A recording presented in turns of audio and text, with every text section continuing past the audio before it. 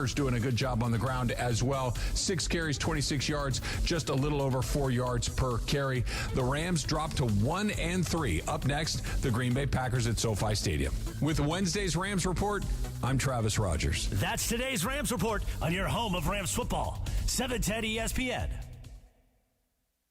Park, party, and play at Hollywood Park Casino, LA's premier card room. Now open 24/7. Play no-bust blackjack, poker, and more. Enjoy Century Bar and Grill's flavorful menu for lunch or late-night dinners. Watch your favorite teams and catch up with friends on game days. Unwind and enjoy live music and crafted cocktails at Ray's Lounge. Easy parking and access, Hollywood Park Casino, located next door to the Forum and SoFi Stadium. Park, party, and play. Hollywood Park Casino. Elevate your game. Must be 21 and older to enter. These are approved DOJ games. Geico 004527. Geico 003871. Gambling problem? Call 1-800-GAMBLER. Individuals and businesses with tax problems, listen carefully. Do you feel like you're losing control of your finances? If you owe over $10,000 in back taxes or have unfiled tax returns, we can help you take back control. The IRS is the largest and most aggressive collection agency in the world, and they can seize your bank accounts, garnish your paycheck, close your business, and file criminal charges. Take control of your tax problem now by calling the experts at U.S. Tax Shield and take advantage of the Fresh Start program and new laws that may allow us to negotiate a settlement for the lowest amount possible. Our team of tax attorneys and enrolled agents can stop collections and get you protected so you can take control of your financial future. U.S. Tax Shield offers a price protection guaranteed quote to get you protected today. U.S. Tax Shield is A+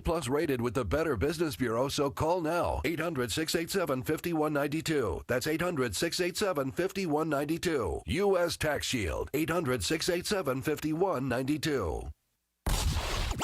It's time for Sedano and Cap. A little sabor, and we're going to just nosh. It is George Sedano. It is Scott Kaplan. Sedano and Cap is on for your Wednesday afternoon. I'm going to have to say respectfully, I'm going to disagree. Okay, why is that? I don't know.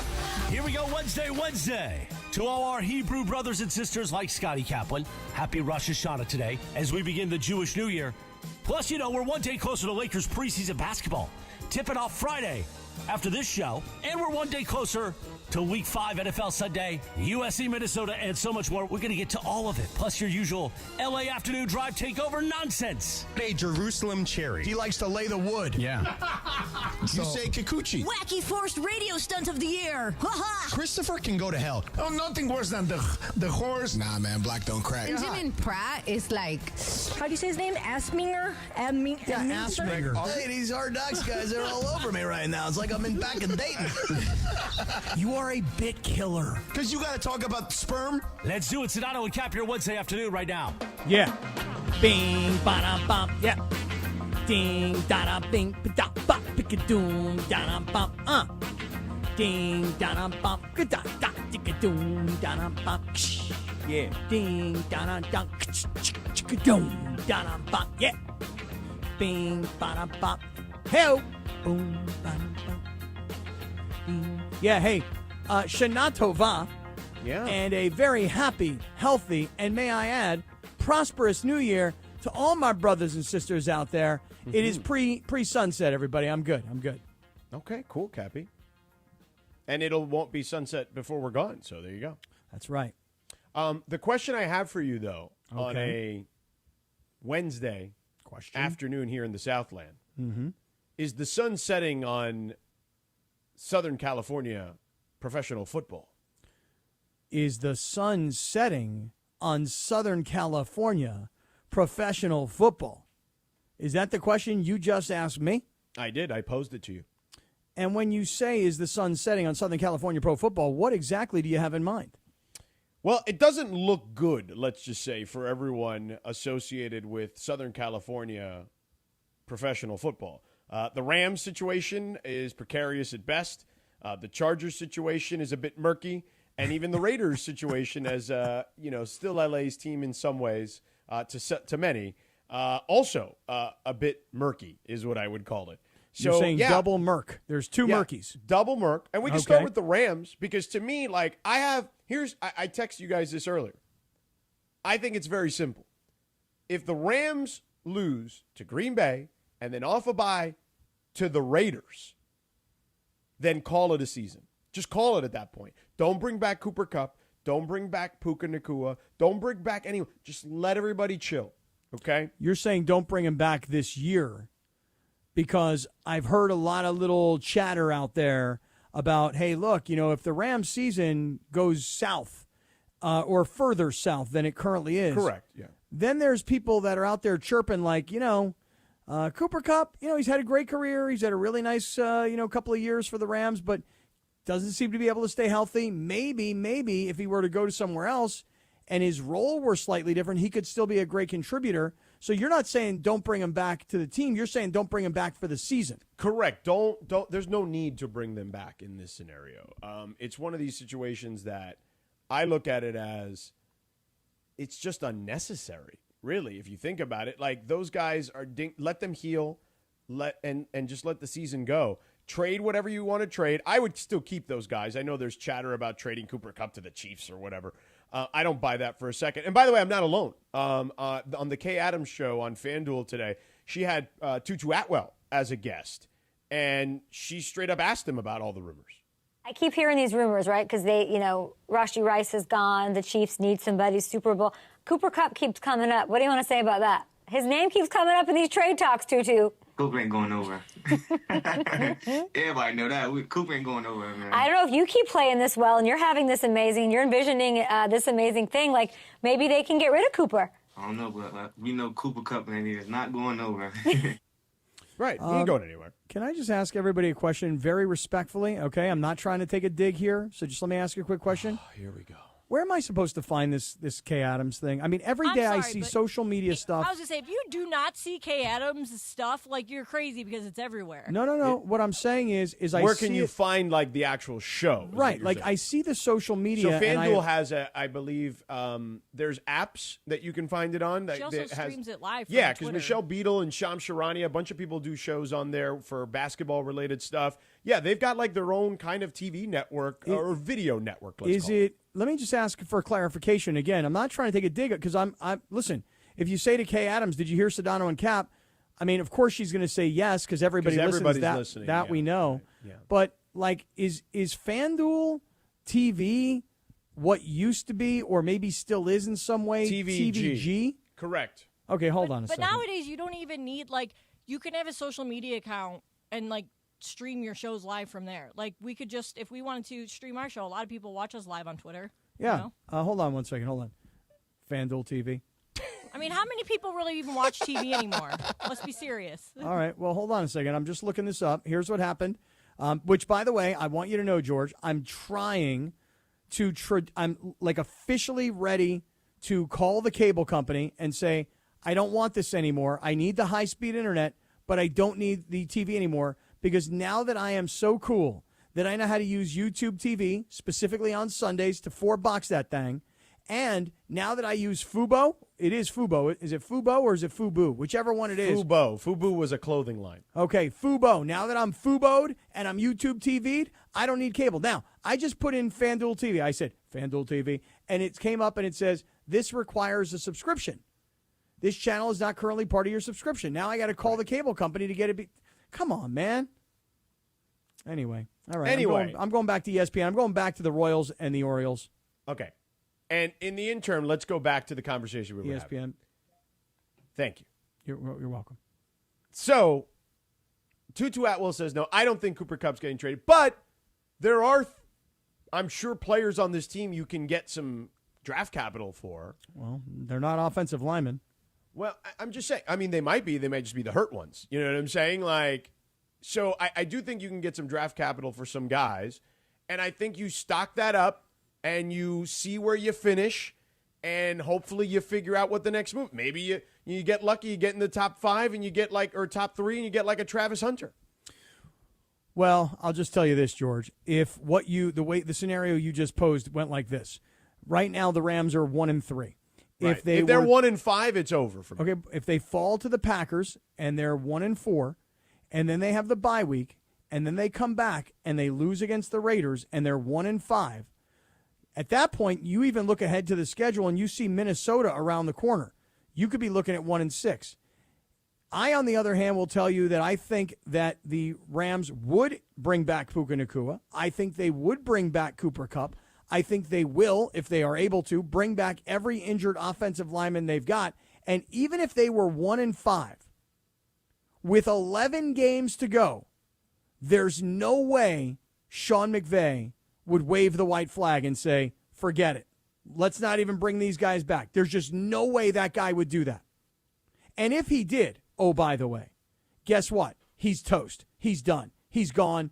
He's going to go work for Amazon and do Thursday Night Football, and Kirk Herbstreit and his dog are going back to college football. There's no way Sean McVay would give up on a season at 1-5. What do you think? Well, I don't think he's giving up by any stretch of the imagination. I don't think that. But what I would tell you is I think it would be in their best interest to just give up. I mean, you're not going anywhere. If you're 1-5, the chances of digging, I mean, they dug out a 3-6 last year. Okay, fine. But 1-5, that's tough sledding, man. I understand, but like everything had to break right for them. I mean, let's say they do this, though. You ready? Let's say they do this. Let's say they lose to the Packers this Sunday. And by the way, I don't think that's like some automatic. I think they could beat the Packers, just like I think they could beat anybody any week. Oh, no, I don't disagree with that. But okay, I think there's at some point there's going to be a cost-benefit analysis where it's not working in your favor anymore. Okay, so let's say they lose to the Packers this weekend. Let's say they're 1-4, right? They hit the bye, then they come back and they play the Raiders. Let's say they beat the Raiders, they're 2-4. Mm-hmm. Following week, they play Minnesota. Let's say they're 2-5. Then they play Seattle, Miami, and New England.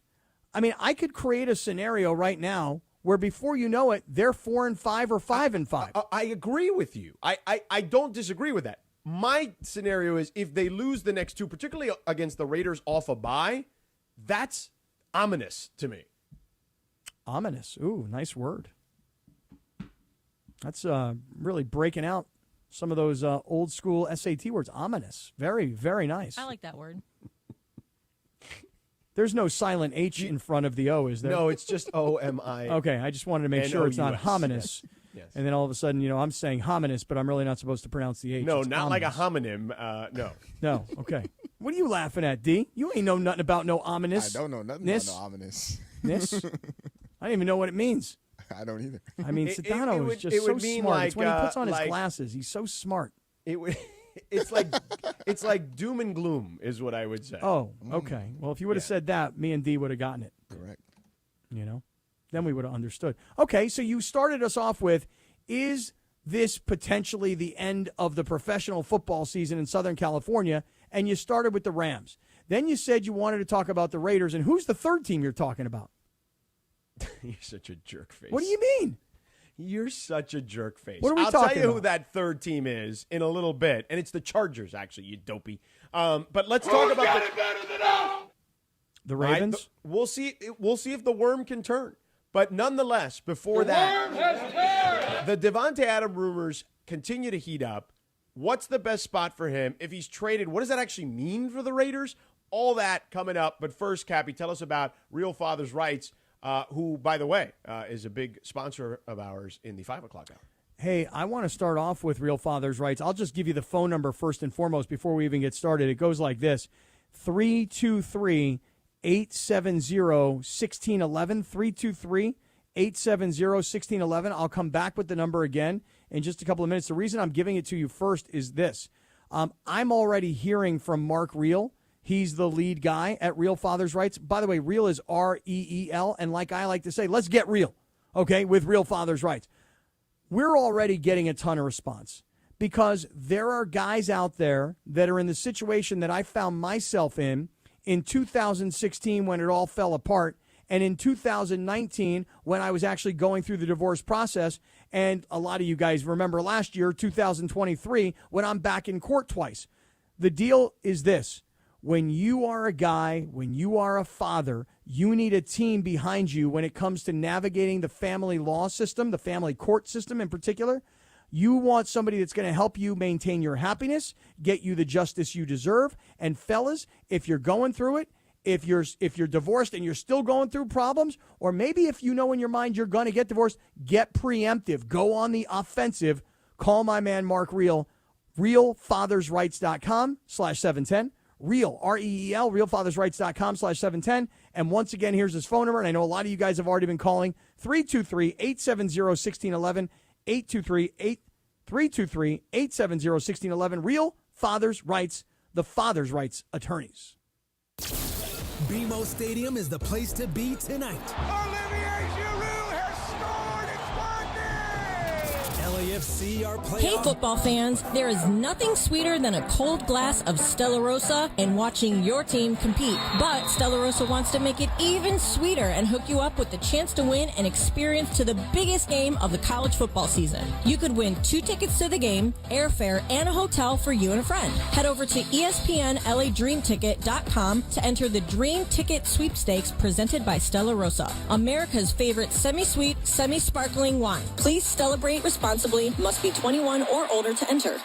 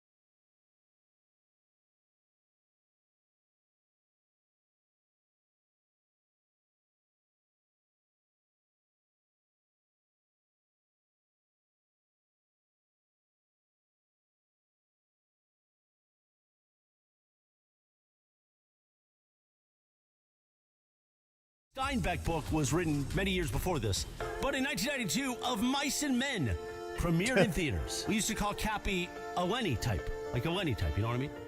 And on this day in 2010, the #1 hit was Bruno Mars, Just the Way You Are. Sedano and Cap continues your Wednesday afternoon right now. Oh, yeah.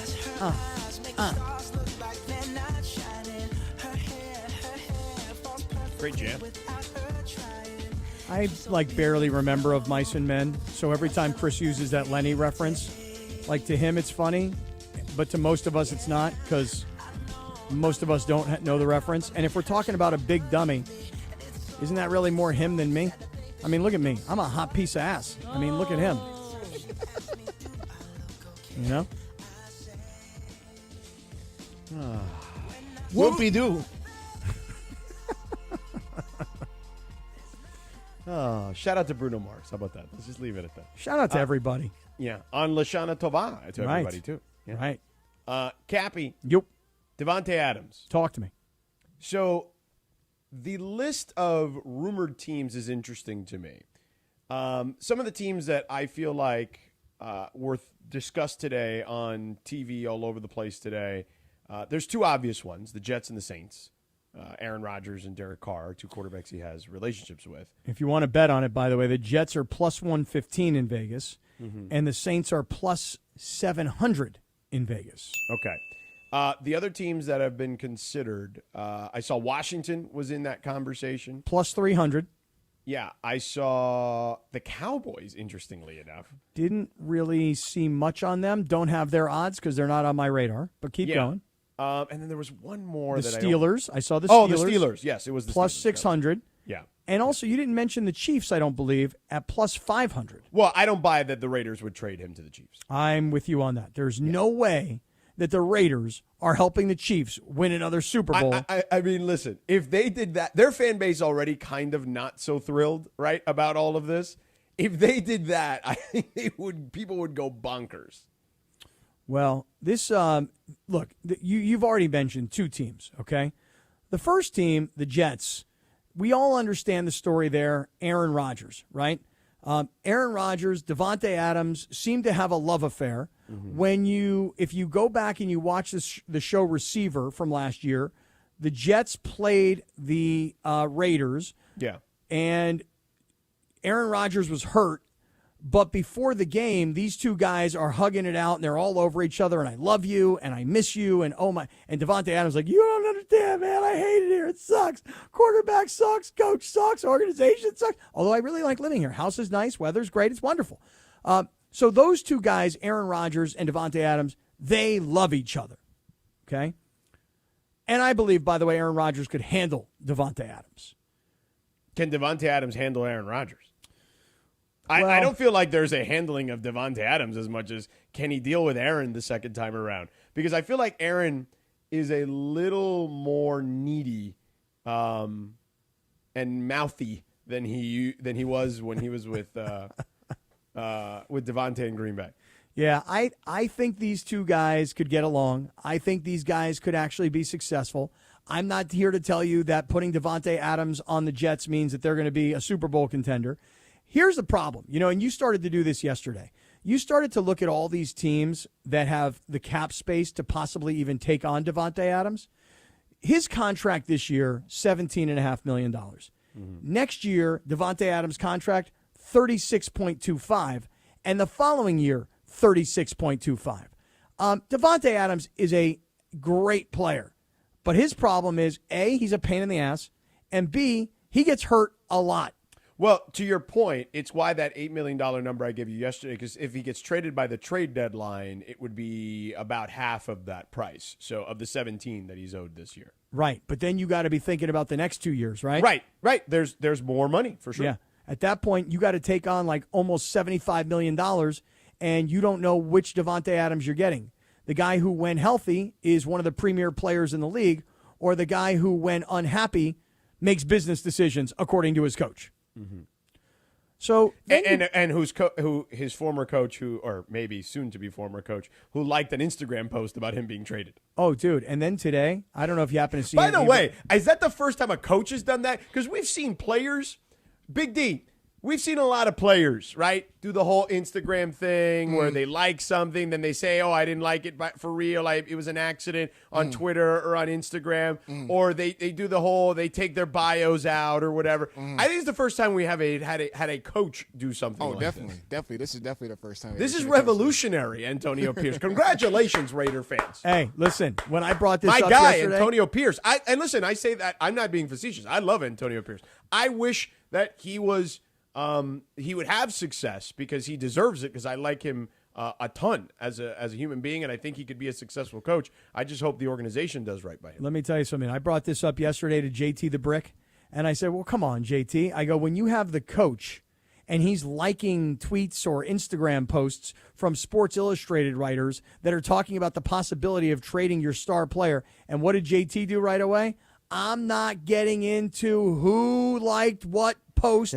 I don't know if he's got control of his Instagram account, blah, blah, blah. I mean, JT wasn't touching that thing with a 10-foot pole. No. But here's the other team. Yeah. The Saints. You notice that the only two teams that seem realistic are the two teams, the quarterbacks that he wants to play for. One guy was his guy in Green Bay, and the other guy was his guy at Fresno State, and That's the reason he went to Vegas in the first place. Correct. And then the Raiders got rid of him. And not only did the Raiders get rid of Derek Carr, they kind of humiliated him on the way out the door, didn't they? There's no question. Who did they get rid of, Cappy? Hey, man, look, man, I'm down here in Vegas. I'm trying to get my throw on, man. I'm trying to get me my boy Devontae Adams. I mean, I'm in this locker room with these guys. I mean, it's like, he always embodies, Kenny the Snake Stabler, And so, to me, if I'm Devontae Adams, I'm still pissed at the organization because you humiliated my boy. They wanted to trade him, and he said no. So, yeah, he said, no, I'm not going to let you trade me, so you got to cut me. Right. Well, you talking about Derek Carr? Yes. Well, remember what happened when they demoted him. Derek Carr was like, hey, man, I'm not playing second string. Come on, man. What y'all talking about? I mean, my goodness, man. I've been here for all these years, man. All these different coaches, all these different offensive coordinators. I'm with y'all in Oakland. Now I'm with y'all in Vegas. I've ushered this team into all this stuff. And now y'all are going to demote me? I don't know why he talks like that. I don't understand why he talks like that. I don't get the Southern accent. I don't, just whatever. But it actually probably works for him because now he can probably pull it off down in New Orleans and everybody's like, he's one of us. So look, man, he wants to play with Aaron Rodgers. He wants to play with Derek Carr. Those seem to be the two most likely places. Me personally, I wouldn't be putting up with this kind of crap. Like, oh, you want to be traded? Okay, we'll trade you. How do you like Jacksonville? Does Jacksonville sound like a good place for you? I mean, honestly, Jacksonville could desperately use someone like him because they drafted a kid from LSU who's going to be really good, I think, but he's still a ways away, and they have a really good slot receiver in Christian Kirk. Like, they need a number one. If they got a number one, they would actually be pretty decent. How's 0-4 sound right about now? Would you like to go to an 0-4 team? Better yet, how about this? How about we send you to Carolina? Does Carolina sound like a nice place for you, Devontae? Carolina sound good? Playing with Andy Dalton sound like a nice thing to do? Red Rifle, baby.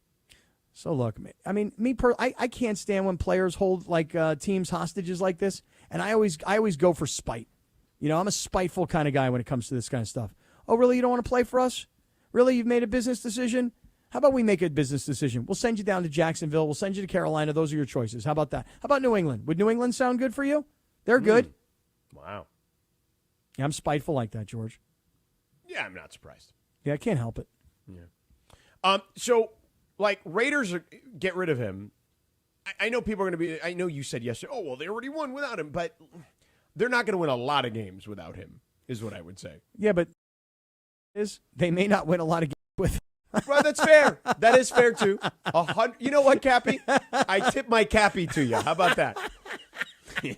my proverbial Cappy, I tip it to you. Oh, my God, poor guy. Yeah, that's seriously. true. May not win a lot of games with him. Yeah, look at that. Freaking guy. Cappy, let's get to Lincoln Riley. I don't know if you saw these comments he made yesterday because he's been asked about Bear Alexander and a couple of players, actually, who have redshirted to transfer out of USC. Mm-hmm. And he had a pretty strong reaction to it in a way that I actually think the NCAA should consider heeding his advice. Okay? All so right. let's get into that a little bit on the other side. But first, Cappy, what do we got on Prize Picks? Nafisa let us down yesterday. Yep, she did.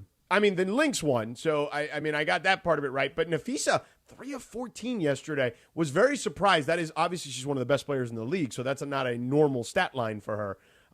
But yeah, she struggled from the field yesterday. Come on, girl, do better. We need you, man. We're playing Prize Picks here. Hey, listen, George, today I've already made some plays. Tell me what you think. You ready? I'm trying to play a lot on this series tonight between the Braves and the Padres, which will start at 5:40 p.m., and I'll be all in on that one. So tonight, here's what I got. I think we're looking at a pitcher's duel tonight. Max Fried, the starting pitcher for Atlanta, and Joe Musgrove, the starting pitcher for the Padres, their combined more or less strikeout number is 10. I'm going to play more than 10 strikeouts combined for those two guys. What do you think? Yeah, I like it, Kepi. Hasn't Max Fried kind of owned the Padres? He has owned the Padres. It's not like there's not like a huge sample size, not like 15 games, but like in 2 games against the Padres at Petco Park, he's got like a 0.0 ERA. Yeah. I've got Manny Machado, who went 0 for 3 last night, to have half a hit. Okay. He got a hit. Yeah. I've got Jackson Merrill, the kid who's going to be the Rookie of the Year, the center fielder for the Padres, for half a run. And I've got Matt Olson, the infielder for the Braves, at more than half of a hit run and an RBI. So I'm playing all off the Padres Braves tonight. What do you think about these plays? I like it, Cappy. So it's a $20 play, George, to win $200. What? Yep. $200? It's a $20 play. I'm going to go 10 times my money tonight, Jack. Cappy, you are a freak, baby, and I love it. I'm with you. Here's what we should have everybody do. Download the Prize Picks app. Use our code Cappy, K-A-P-P-Y. You make a $5 play, you know what you get? Oh, you get $50. That's what you get. $50 bonus. Right. Yeah, you get the $50 bonus, and you get the $50 no matter what, whether you win or lose with the $5 or not. The $50 is there for you. And by the way, I think with Cappy going all in, I think Drewski or Sugar Sean O'Malley, because they have these communities where you can play with these influencers and famous people and celebrities. Those guys are a big part of what they do at Prize Picks. I think they're going in on our picks today, Cappy. All right, so here's the deal. Download Prize Picks. Use the code Cappy, K-A-P-P-Y. Make that $5 play. Get that $50 bonus. Do it now if you haven't done it by now. Let's play together. Let's win together. And let's do it on Prize Picks. Cappy, you a freak, man. The most followed sports radio station in America. 710 ESPN. Hey, football fans. There is nothing sweeter than a cold glass of Stella Rosa and watching your team compete. But Stella Rosa wants to make it even sweeter and hook you up with the chance to win an experience to the biggest game of the college football season. You could win 2 tickets to the game, airfare, and a hotel for you and a friend. Head over to ESPNLADreamTicket.com to enter the Dream Ticket Sweepstakes presented by Stella Rosa, America's favorite semi-sweet, semi-sparkling wine. Please celebrate responsibly. Must be 21 or older to enter.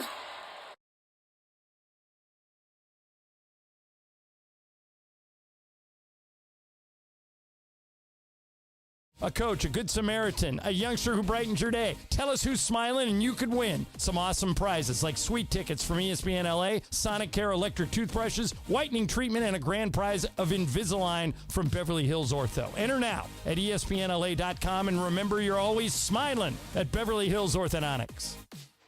Hey guys, it's producer Lindsay. Listen up, sports fans. Gear up for your next game day hang with your friends. What's on the menu? Sliders, wings, chips, and salsa? Well, all your favorite game day foods go great with Stella Rosa wines, a semi-sweet and semi-sparkling wine that must be served chilled. Stella Rosa can be found at your local retailer, so remember to grab a couple bottles next time you shop. Nothing sweeter than a cold glass of Stella Rosa and watching your team compete. Please celebrate responsibly. Accident or injury, call Jacob and Bronny. Call Jacob. Hey, it's Mace. When I was in an accident, my friend Jacob was the first person I called. He should be your first call, too. Call Jacob, 844-24-JACOB, or visit calljacob.com. Call Jacob. Studio wants to make a movie of our podcast. Don't miss the new season of the Hulu original Only Murders in the Building. We're going to Hollywood. We have a fabulous cast. Eugene Levy. Eva Longoria. And Zach Galifianakis. Oh, yes, Zach Galifianakis, of course. Starring Steve Martin, Martin Short, and Selena Gomez. This is box office gold. We'll take it from here. You got this? We're not children. And can you open this snack? My assistant's not here. The Hulu original series Only Murders in the Building, Season 4. New episodes Tuesdays, streaming on Hulu. At the Home Depot, we know you can't control everything, like when your guests arrive too early for Saturday college football. But you can control your grill. With the Traeger Timberline XL, you can watch the game, not the grill. Monitor your football feast from anywhere using the Traeger app.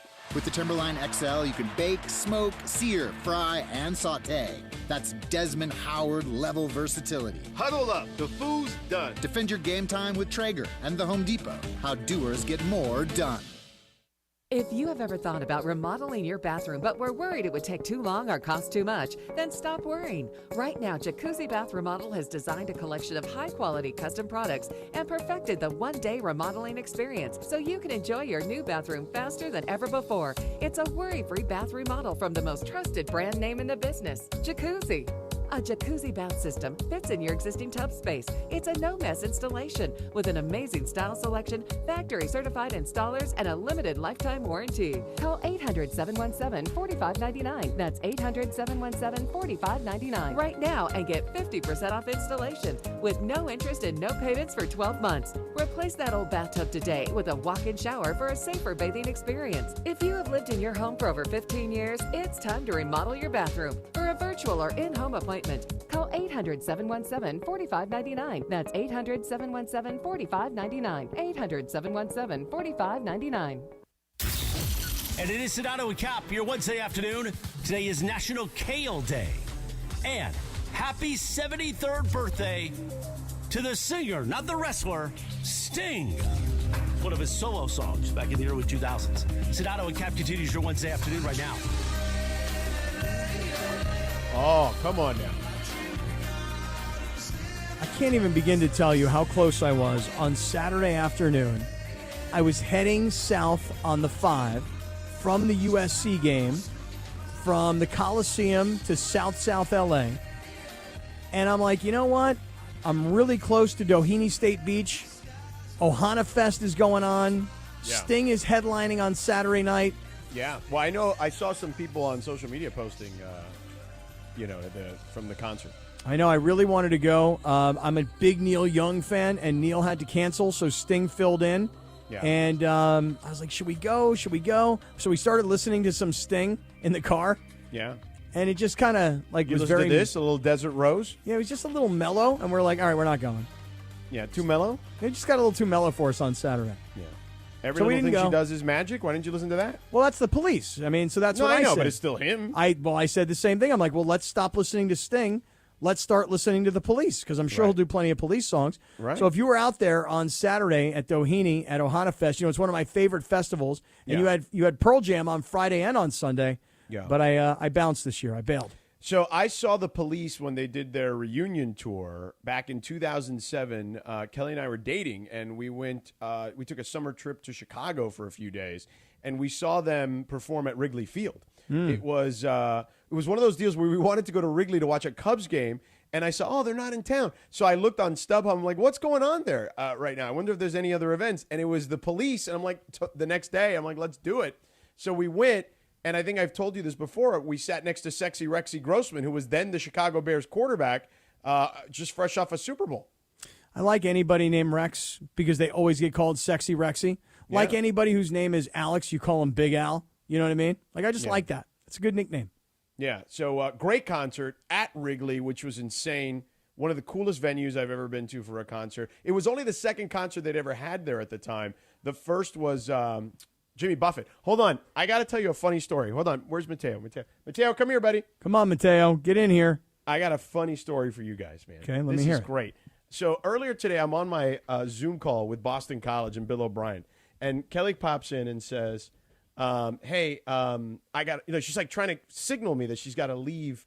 And I'm like, yeah, whatever. All cool. Like, I just give her like the thumbs up. So I call her later and I find out, Aria, are you laughing? Do you know this story too? Hi, Aria. Come here. Hi, Aria. Yeah, it's Uncle Cappy. So here, let's just put the headphones up here. Hi, Mateo. Uncle Cappy. Come here, Mateo. Hi, Aria. You want Aria to go first? Okay. Hi, Aria. It's me, Uncle Cappy. Yeah, so we don't have to put it all on, just half on so I can. Hi, Aria. All right, so I call Kelly afterwards. I'm like, hey, what happened? Why'd you run out? And she says, Mateo got his lunch stolen by a squirrel. What? Wait. Yeah, it was crazy. Wait, Mateo, so wait a that's funny, second. bud. Mateo, you don't have to be embarrassed about that. What was in the lunchbox? Yeah, what now, was it was a a paper sandwich. bag? Yeah, come here, buddy. Come on, Mateo, tell us the story. Come Was here. it a brown Tell paper me about bag? those silly squirrels. What kind of sandwich was it? Yeah, Anybody know? Give me a high five. Come on, Mateo. Come tell Uncle Cappy all about it. Come on, he wants to talk to you about it. Come on. I want to hear all about it. What kind of Come here, sandwich? Tuna Ari fish? already went first. Tuna? Turkey? What are we talking? He doesn't want to. He doesn't want to. Medianoche? Medianoche? No, not medianoche. I think just turkey and cheese or something like that. What kind salami of cheese? and cheese. The big Oh, salami. salami and cheese. Like Swiss? Yeah. Provolone? Yeah, like Genoa. Yeah. I would have never thought that squirrels like salami. No, squirrels, they just like everything. They don't What care did you what tell it the is. squirrel, Mateo? Did you say, hey, squirrel, what are you doing with my sandwich? You chase that squirrel up a tree? Oh, you were running. Right, you had gone to play. Right, yeah. I was going to say you should sick Benny on him. You know what we should do, George? You were in class? Okay. You know what we should do tonight for dinner? Yeah. Some salami sandwiches? No, squirrel. No. Ew, stop. Benny No, loves seriously, squirrel, too. squirrel Come here, kebab. Benny. Benny loves Seriously. a good squirrel. He chases the squirrels all the Ask time. Mateo if he would like some squirrel for dinner tonight. Mateo, do you... Uncle Cappy wants to know if you want squirrel for dinner. Yes, No. Mateo. Yes. Okay. Yes. Based on that squirrel stealing your that's salami silly. sandwich? No. We have some squirrel kebabs. Benny would definitely like a squirrel kebab. But anyway. All right. So, So anyway, I thought that was hilarious. I'd never heard of a squirrel stealing a sandwich while at school. But there's a first Can for you everything. imagine like seeing that like on camera? So I asked my wife, how did you find out? Apparently, like someone at the school saw it, you know. Amazing. He had opened his lunchbox. He walked away for a second and the squirrel took it away. That's so funny. Damn squirrel. Yeah. So anyway, Cappy, let's talk about Lincoln Riley real quick. Okay? Okay, let's do it. Because, as a squirrel likes to get away with a sandwich occasionally, there's some players leaving the program and running away from the program at the moment. No. Not squirrels, though. Bears. Bears, right. Different animal. Yeah. So Lincoln has been asked about this, I think yesterday, about just kind of the situation of Bear Alexander. And there was one other player who transferred or is redshirting to transfer, basically. And Lincoln had a very strong reaction to all of this. So let's take a listen. You can understand both sides of it. I think it's, it'll be something that'll have to be addressed. I think big picture, putting teams, players, all that in these positions, this 4-game redshirt deal is, I think there's probably some better ways to do it than maybe what we're doing it right now. But as long as we have it, you're going to have situations like this. And you understand the push-pull. I mean, the kid really wants to play, but he also, wants a chance to play more defensively too. And so, we'll watch it play out. Yeah, so he said, did I miss the part where he said that they should give them 5 years, or is that not in the cut? He said there's probably a better way for them to be doing this. Right, but he went on to add, I thought we'd have that in the cut. So he went on to add, Cappy, instead of saying, okay, a kid can play up to 4 games and then he can decide to redshirt, or vice versa, the school can decide on that. He's like, why don't we just give all these kids 5 years? And then we can figure out the game situation just within the 5 years of eligibility, which I kind of like because I think it benefits both sides.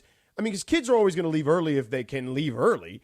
But there are some kids, I would say, hell, the overwhelming majority who don't play beyond college. So if you can give them 5 years of eligibility, I think a lot of kids would take that, even if it's one more look at potentially another school. Maybe he's a late bloomer or whatever it is and gets a shot to play professionally elsewhere, even if it's not the NFL. There are a few other options now. But I kind of like that idea of a 5th year. Let me just make sure I'm clear on what you think he's saying so that I know what you think that he's saying. That a 5th year of eligibility, because here's the thing right now. A kid goes into college, he's got 5 years to play 4 years of college football. Correct. Okay. And what I think he's saying is you get 5 years no matter what. It's right. not 5 to play 4, it's 5 to play 5. No matter what. Yes. Yeah, I mean, believe me when I tell you, that sounds so much better. It really does. Like, the whole idea of redshirting, it just never really made sense to me, and I did it. I redshirted 1 year in college, and all I did was practice every day and go to work out every day and go to meetings every day, but I knew I wasn't playing. So on those days where we played games, I was like, I don't have to put on my shoulder pads and put on my helmet and go through all the pregame warmups. It was stupid. Like, it would have been better had I had 5 years to play 5 years, so that the redshirt year, like, hey, guy gets hurt, I step in, or guy doesn't perform, right? And they don't have to worry about burning a year, right? Because there's 5 years, right? And but I'm not quite sure I understand how that fixes the problem. Well, because his idea is you get to sell guys on, hey, you've got more time than you think. Yeah, you know okay, I mean? that's okay. I'm just thinking about it now because, there's that quarterback from UNLV. That guy is like, yes, hey, Luka. Yeah, I better stop playing now so that I can actually use another year of eligibility next year. Whereas what I think Lincoln is saying is that if he continued on, he might still have another year. Where like Bear Alexander is leaving the program, but he could have stayed in the program and not burned the year. He'd still have the year. It doesn't matter. He's fine. Correct. Still, you know what the problem, though, is, George? I still think that a kid like Bear Alexander, and I don't know the kid at all, other than the fact that he transferred high schools, now he's transferred a couple of colleges. The bottom line is, though, if kids aren't happy because they're not playing, they'd rather not burn the year no matter what. So even if they had 5 to play 5, I guess you'd only have 5 to play 5. So then if you're Bear Alexander, anyway, I'm confused, and I'm confusing everybody else. No, I just think 5 to 5 with no restrictions on how many games you can play. You know what I mean? So, like, there is no such thing as burning a redshirt year unless there's an injury situation. Yeah, and and by the way, those you have to apply for anyway. Yeah, I love these kids that are in like their 8th year of college football, 9th year of college football. Yeah. I love those guys. Well, guys there's are also 35 years old, got the 3 COVID kids. Year, pretty much. I mean, listen, Chris on the Wenke, verge of having him? grandchildren. That guy he went to go play baseball and then had all his eligibility. Like, he came back and he was like nearly 30. Yeah. I keep trying to convince my daughter, who started her college career and then played 2 years of college soccer. I'm like, girlfriend, do me a favor. Go to grad school and go play soccer. You still have eligibility. What are you doing? Yeah. Go to grad school and play. Cappy, tell them about Coors before we get into Lakers talk, because Austin Reeves, I thought, had a fascinating quote about last year versus this year already, and then Dave McMiniman is going to stop by at 4:15. Hey, guys, let me tell you about an amazing concert that is coming. And, George, I'm about to do what you love when I do here. I'm going to do it here, okay? A great concert that is coming to Agua Caliente this Sunday, September 29th. I'm anglicizing it. You heard me. It's the Protect Our Protectors concert series, and it's being put on by our great friends at Coors Light, and it features country music star Michael Ray. Now, here's the best part of the entire concert. All the proceeds benefit the Wildland Firefighter Foundation, which is intended to help frontline heroes, plus first responders, all these people that work so hard in our communities fighting wildfires. So these people, I mean, we've talked about it a lot. They're amazing, and we have to deal with wildfires a lot. So let's get out to aguacalientecasinos.com. That's aguacalientecasinos.com. Get your tickets, see an incredible concert, and help out these heroes. The website, one more time, aguacalientecasinos.com. Never have to miss a moment of LA's mega sports station. Hey, football fans, there is nothing sweeter than a cold glass of Stella Rosa and watching your team compete. But Stella Rosa wants to make it even sweeter and hook you up with the chance to win an experience to the biggest game of the college football season. You could win 2 tickets to the game, airfare, and a hotel for you and a friend. Head over to ESPNLADreamTicket.com to enter the Dream Ticket Sweepstakes presented by Stella Rosa, America's favorite semi-sweet, sparkling wine. Please celebrate responsibly. Must be 21 or older to enter.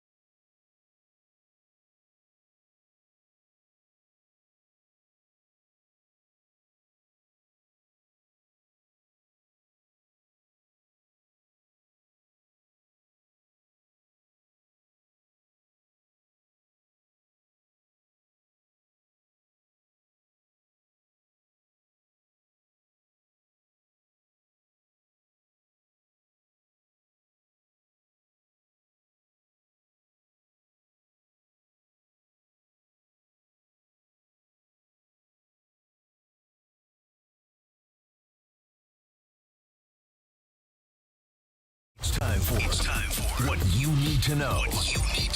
Let's do it. What you need to know right now. Well, how about this? I'll take it. What you need to know is being brought to you by Morongo Casino Resort and Spa. Good times, less than 90 minutes from wherever you are. George is probably still dealing with Mateo, who's still upset about the squirrel taking the salami and provolone sandwich. Lindsay, baseball? I think he probably is. Maybe he's sick Benny on him. Squirrel, that I mean, is. people are making suggestions. Funch on the Street is in our live YouTube chat. He says, found some fried chicken squirrel you can put in the air fryer. Yeah, that's That's right. disgusting. Let's make Right, some. Funchy? Yes, let's make some. Also found some sesame seed squirrel That's that you can make disgusting. with some Chinese food. Funch ain't he ain't no squirrel, man. Don't let him fool That you is out, so man. He gross. ain't no squirrel, man. I'm doing my research back here. How about Beto? Hey, Beto, how about if we have some squirrel tacos tonight? Cappy, tú no sabes de squirrel, bro. No. What's wrong with squirrel?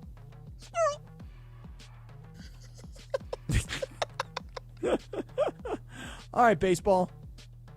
All right, so what you need to know is that California drivers 70 years old and older won't be required to take written knowledge tests for license renewals. For the other group, licenses that expire in 2024 and beyond will no longer have to take that test starting yesterday. They announced yesterday. So, I'm sorry, but I've been a very strong advocate of once you hit once you've had your license, it's not even an age thing. It's like once you've had your license for, let's say, 50 years, you should probably have to retake the driver's test.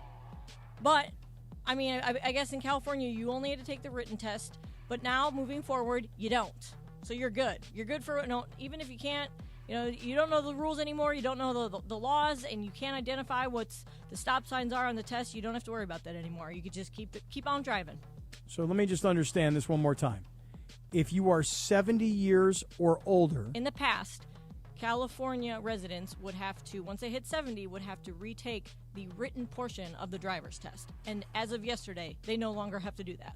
Okay. Do they have to take, the driving portion of the driving test? No, that's my point. How you don't about the have to do vision? anything. Nothing. I mean, I think everyone has to take the vision when you go in to get your picture taken. You do? Yes. Oh.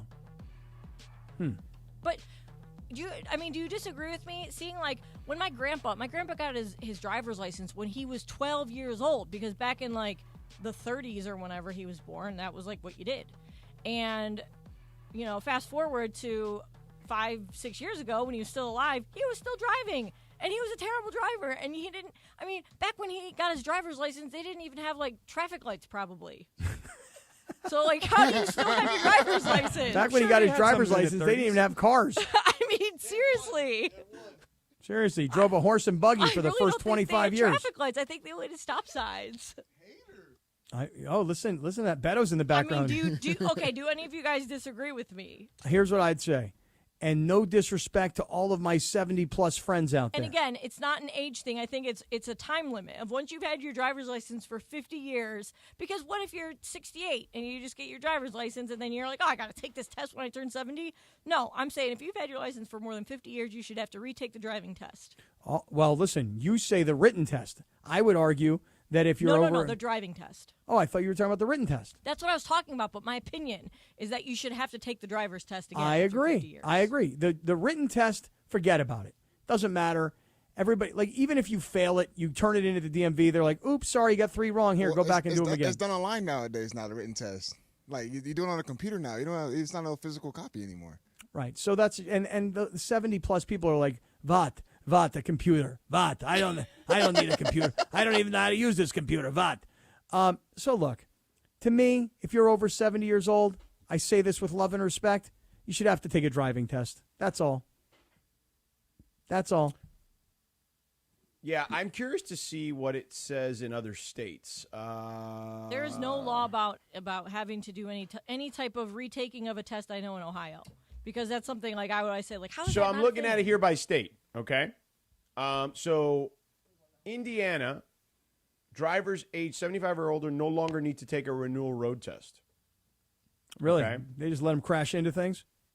Georgia, Apparently. drivers age 65 or older must pass a vision test only. Good. Okay, you got to have good vision. Good. Well, but everybody has to do the vision test in California. I think everyone has to do that in every state, right? Hawaii, 72 and older must renew their license every 2 years instead of every 8 years. Oh, that's a but good one. It doesn't specify anything about the driver's test. Wow.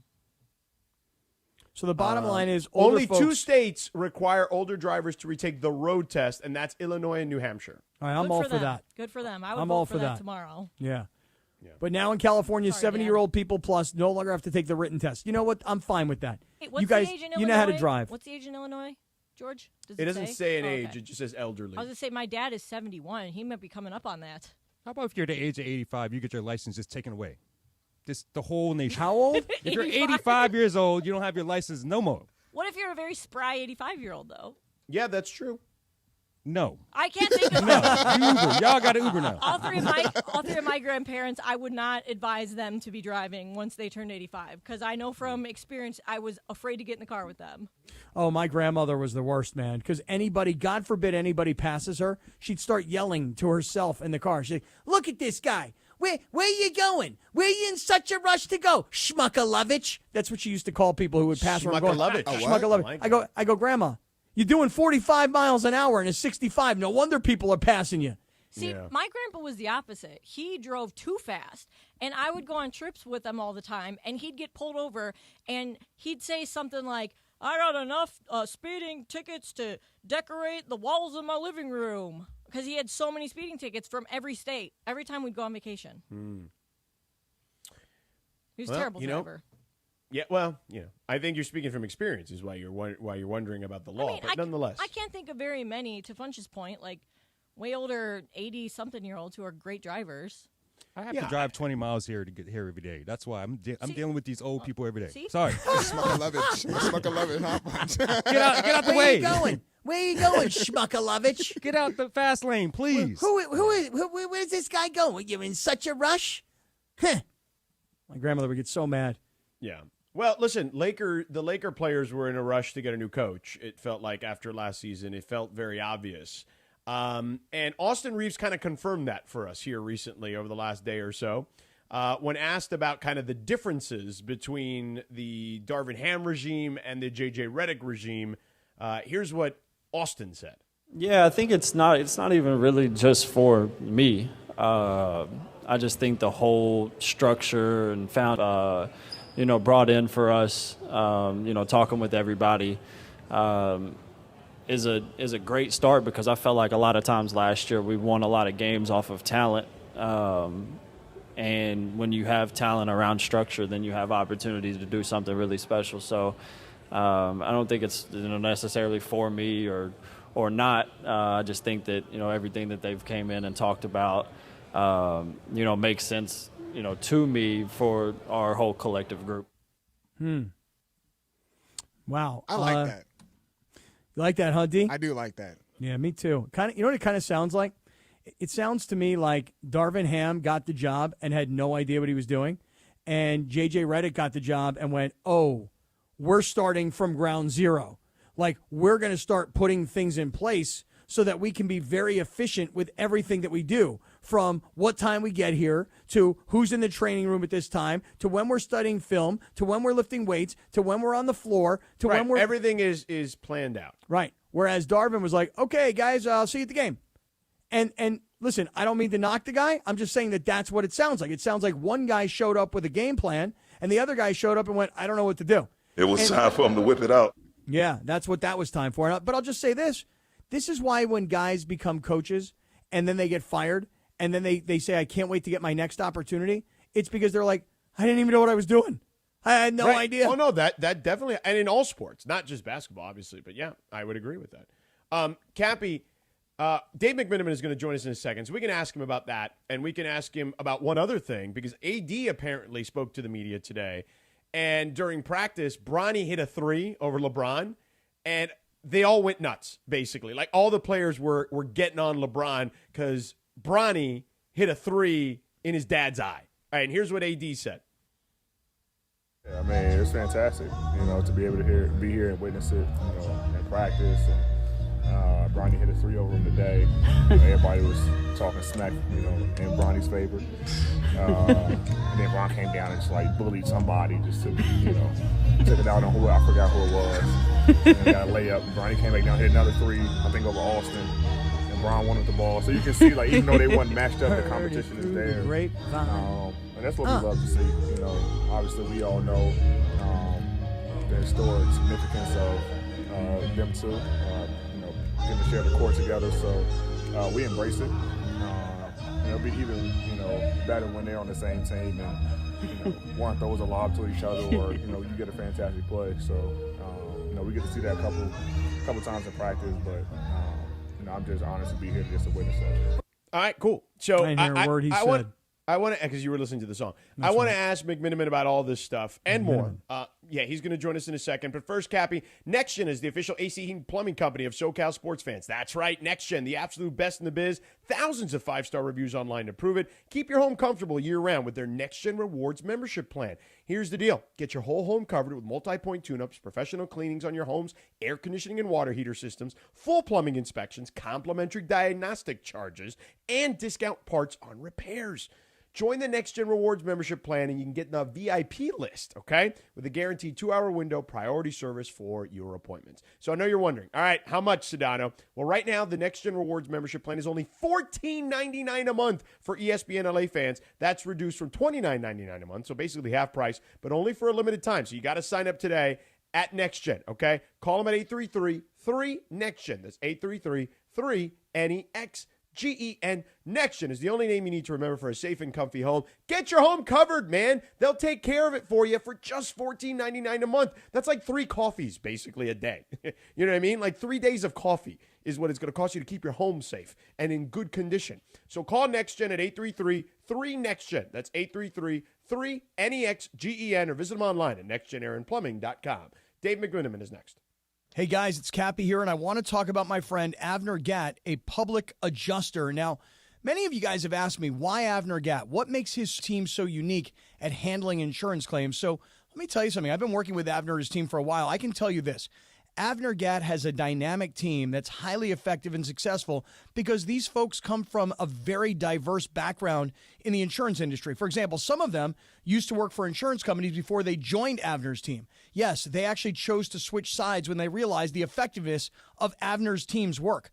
Some of them used to be in the restoration business, rebuilding homes after disasters. Some of them used to be in the contents handling business, moving homeowners' belongings to a safe place for restoration and storage. Some of them were experts in hazardous materials handling, like asbestos and lead testing. That was their daily work. And some of them were members of law firms handling bad faith claims and general business disputes. You see, diversification is the name of the game. When you are represented by Avner Gatt's team, you have the entire team's experience and know-how by your side. No one, and I mean no one, messes with Avner Gatt and his team. So call Avner Gatt right now, 818-917-5256, 818-917-5256. That's AvnerGatt.com, AVNERGAT, AvnerGatt.com. When you call him directly, Avner Gatt and his family, they take the calls themselves. Avner Gatt says, hello. All right, everybody, Sedano and Cap here. And George, let's talk to everybody about Prize Picks, where you and me are freaking geniuses, and that's why we're killing it. We are crushing it, Cappy. And by the way, you can too. You can win as much as up to 100 times your money on Prize Picks with as little as 4 correct picks. But let me tell you something right now. When you download the Prize Picks app and you use our code Cappy, K-A-P-P-Y, you make your first play at $5, they hit you with an instant $50 bonus. It doesn't matter if you win the play or you lose the play. A $5 play turns into a $50 bonus. Oh, my God. It's amazing. They're giving you free money, for God's sake. And by the way, it's the best way to get action in sports in over 30 states, including, obviously, this one here in California. So, George, I want everybody to download the Prize Picks app and use our code Cappy, K-A-P-P-Y, and let's win. Yeah, absolutely. And Prize Picks puts its members first. So all withdrawals are fast, safe, and secure. Man, when your picks hit, you can get your money in as quick as 15 minutes. And you know where you can do it? Only on Prize Picks. Every 40 seconds, a child is reported missing. That's 2,000 children every single day. It's a heart-wrenching reality that we can no longer ignore.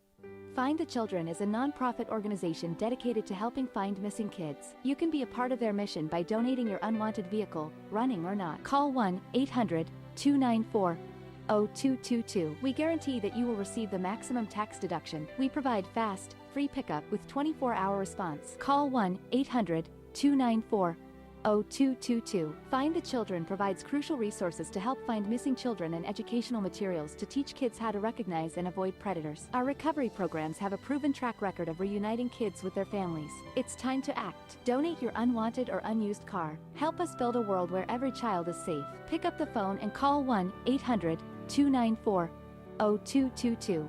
Together, we can bring these kids home safely. This advertisement was paid for in partnership with Cars R Us and Find the Children. And it is Sedano and Cap here Wednesday afternoon. Today is National Name Your Car Day. Name Your Car Day. And on this day in 1965, you know Sedano loves it when we play an oldie. The number one hit, the McCoys. Hang on, Sloopy. Sedano and Cap continues your Wednesday afternoon right now. Yeah. Hang on, Sloopy. Sloopy, hang on. Yeah. Fight on. Fight on. Fight on. OH. Fight on. Fight on. Ooh. McMiniman. So Dave's going to join us in a sec because Lindsay's trying to track him down real quick. McMiniman. But hopefully we'll talk to him in a second. But Cappy, let me ask you a question. All right, go ahead. Let's just say you and Justin were in a kickoff. Okay. You wouldn't want him to beat you, would you? Oh, God, no. Oh, right, God, you want to no. win. So you can imagine if Bronny hits a 3 on LeBron, he's not going to be thrilled about that necessarily.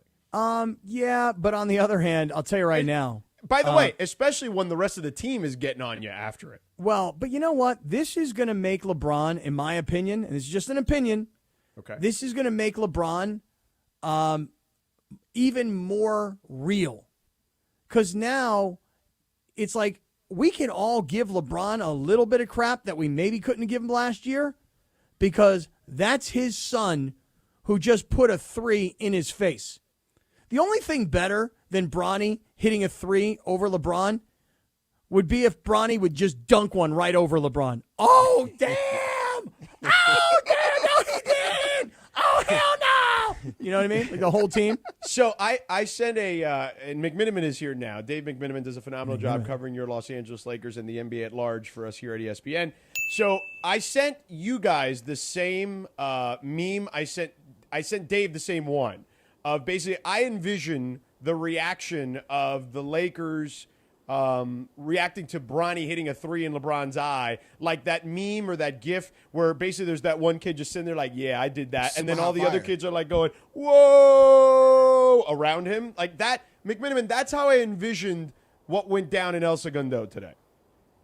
Yeah, I think that is the way I pictured in my mind when Anthony Davis was describing it. Now, here's my little everyone listening can play the smallest violin in the world for me, but I'm going to complain as a reporter because we're supposed to get some access to be able to see parts of practice. And I would love to be able to describe to you what I saw with my own 2 eyes, but many NBA teams kind of skirt around that rule. But the way Anthony Davis described it, my takeaway is for any guy in year 22 who's 39 years old, you're not often going to get him so excited in a practice or he's going to want to prove himself, especially, when it's the preseason, these games don't matter, the 82-game season before you even get to the playoffs. How are you going to get that guy to, get up for it?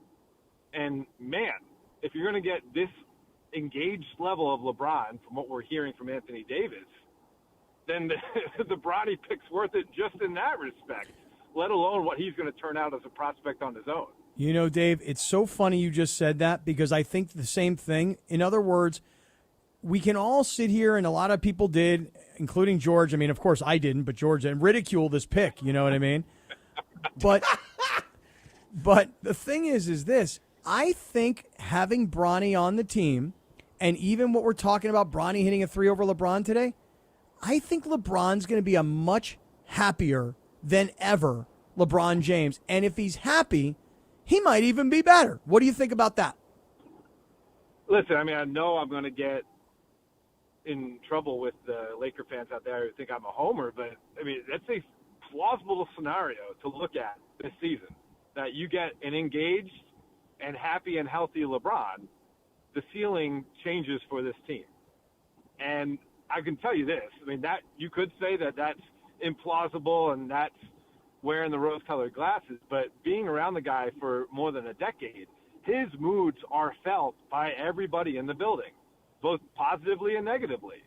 He has the ability to, if he doesn't like the kind of group that he's with, you won't get the best version of LeBron.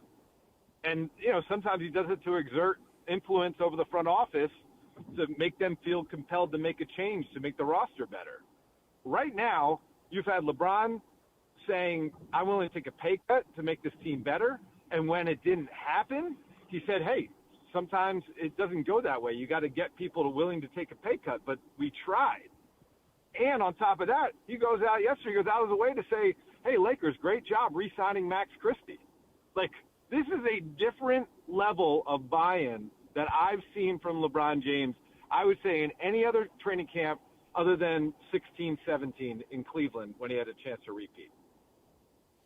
Yeah, look, I would say, Dave, that I would echo some of those sentiments in the sense of when he was talking at Media Day, it felt like as engaged as he'd been in one of those scenarios in a very long time, to your point, right? Like, because he was talking about Bronny and just kind of the significance of it. And look, I do think the Olympic conversation was something he was engaged in talking about. But, you know, a lot of these things after year 22, like Media Day is kind of like, all right, let's just get through it, basically, more than anything else. And I just felt like a different vibe from him in general. And maybe Cappy and you are going to be right that this is going to be one of those seasons where even if it doesn't break their way, and I do think he still wants to win championships, obviously, I still think that there will be some level-headedness to this all because of the significance of it all. I mean, there's that meme, right, where it's two guys on the same train, and one guy is towards the wall side, and he's looking out the window, and there's this kind of dark, dreary tunnel that he's looking at, and the other passenger is out looking out the window towards the vista that you can see the skyline and you see the trees. And the guy looking out of the trees, he's happy as can be, and the guy looking at the side of the tunnel looks like he's in an insane asylum. Right. But they're on the same ride. Yeah. And you could have a Lakers season that's 47-35 that feels like, man, I enjoyed tuning into that team. And you have a season that's 47-35 that feels like misery. And listen, I think if LeBron's going to be bought in and sharing the joy with his teammates, this team's ceiling still might be a second-round team, but it could feel a lot better than a team that loses in the second round, and you're like, man, why did I waste so many nights of my year tuning into them? Dave, it's funny you say that because you're right. There's a feel, and already things have a different feel. You know, we were talking before you came on about Austin Reeves and his comments about it seems like already JJ has created a structure, kind of my word, not necessarily his, that perhaps the team didn't have in the past. And Austin Reeves made it seem like things are operating at a whole different frequency because of that. What can you tell us? Yeah, I mean, certainly there's been a half dozen comments from players thus far without specifically naming names when it came to the last coaching staff, but letting it be known that they are embracing the approach that currently stands that's very detail-oriented, that is very thorough, that while being thorough is still cognizant of being efficient with their time. And it seems like that approach is very refreshing. You know, Austin had kind of the most smoking gun of all the quotes that I'm referring to, where he said, last year we kind of won on talent and didn't really have as much organization around it. And when you have talent plus organization, that can get you to another level. Anyway, that's the closest anyone's really come towards throwing dirt on Darvin Ham's name thus far. But, you know, quite frankly, it's not going to do anybody any good to rehash what went down with the previous coaching staff. The bigger point of it is they're coming into this one feeling like they have a chance and feeling like they can do something. I mean, Rui Hachimura said, hey, we could win a championship. He's the only guy to say it thus far that I've heard, but you didn't really hear that a lot last year. Right. So I think that's a change right there. Dave McMiniman hanging out with us here. What do you think? Like, the West is loaded. It's crazy. There's going to be young teams kind of potentially ascending. There's some older teams descending. Where do they fit the Lakers kind of in this Western Conference? I think a reasonable high bar for this team would be the 4th or 5th seed, and that's a high bar, right? Where I think they'll end up, probably 6 or 7. But you could also say if there's bad luck, and last year LeBron and AD both played 70-plus games and they still ended up in the play-in, you could say that was maybe an anomaly, and maybe this year the role players are healthy but the stars aren't, and you fall down a little bit more, and now you're playing in the 9-10 game. I think anywhere 4 to 10 is a reasonable range, and I think it will just kind of come down to how the season breaks. And, you know, come February, if they are in that, say 4 to 6 range, will there be a motivation, even more so, for the Lakers to part with one of those future first-round draft picks to give this team a little bit more boost? Dave, I'm curious. I feel like there's so much more confidence in J.J. Redick, and I'm not really sure why because he hasn't coached a game yet. Right. Do you sense that, and do you have a reason why that might be? I will give J.J. credit in terms of he hit the ground running. He gets off of the job a few days after the NBA Finals finishes, and even though he was bringing his family out from the East Coast and just kind of dealing with the lifestyle change of going from doing something akin to what we do for a living to doing what he's doing now, he spent a ton of time around these players over the offseason. And, well, I guess today's technically the second day of training camp. You talk to most of these guys, and it feels like they've been in some version of a training camp for a month. And I think that was an excellent approach from JJ because he already has some buy-in before we're actually officially beginning, quote unquote. And again, I do think everything changes come October 22nd and the wins and losses actually count. That brings a whole new level of stress to the proceedings. But for now, I think the praise that JJ's been receiving from his players is earned because he's put in a lot of time since he got the job. Dave, with the second apron and all the, I guess, the challenges that teams face, particularly teams with, multiple superstars who make a lot of money, right? Like there's more emphasis now in the NBA than ever for development from within. And they have some young guys in this roster. I've been fairly bullish on Max Christie. Even the previous regime was at least openly bullish about him, although they didn't play him all that much, but they were vocal about it, rather.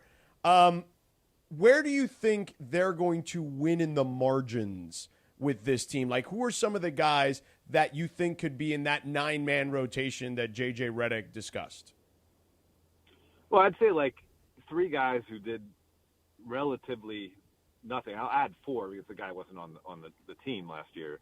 4 guys who really weren't counted on for anything last year were Max Christie, Jackson Hayes, Jalen Hood-Schifino, and then obviously Dalton Knecht being the guy who they added through the draft. Those are 4 complete variables that we don't know. We know that they have athleticism, and we know that the Lakers sought all of them out in various ways and brought them here because they wanted them, and that's about it. And so can those 4 players with some health on their side, with a coaching style that fits their game, and an opportunity to get minutes, make this team better?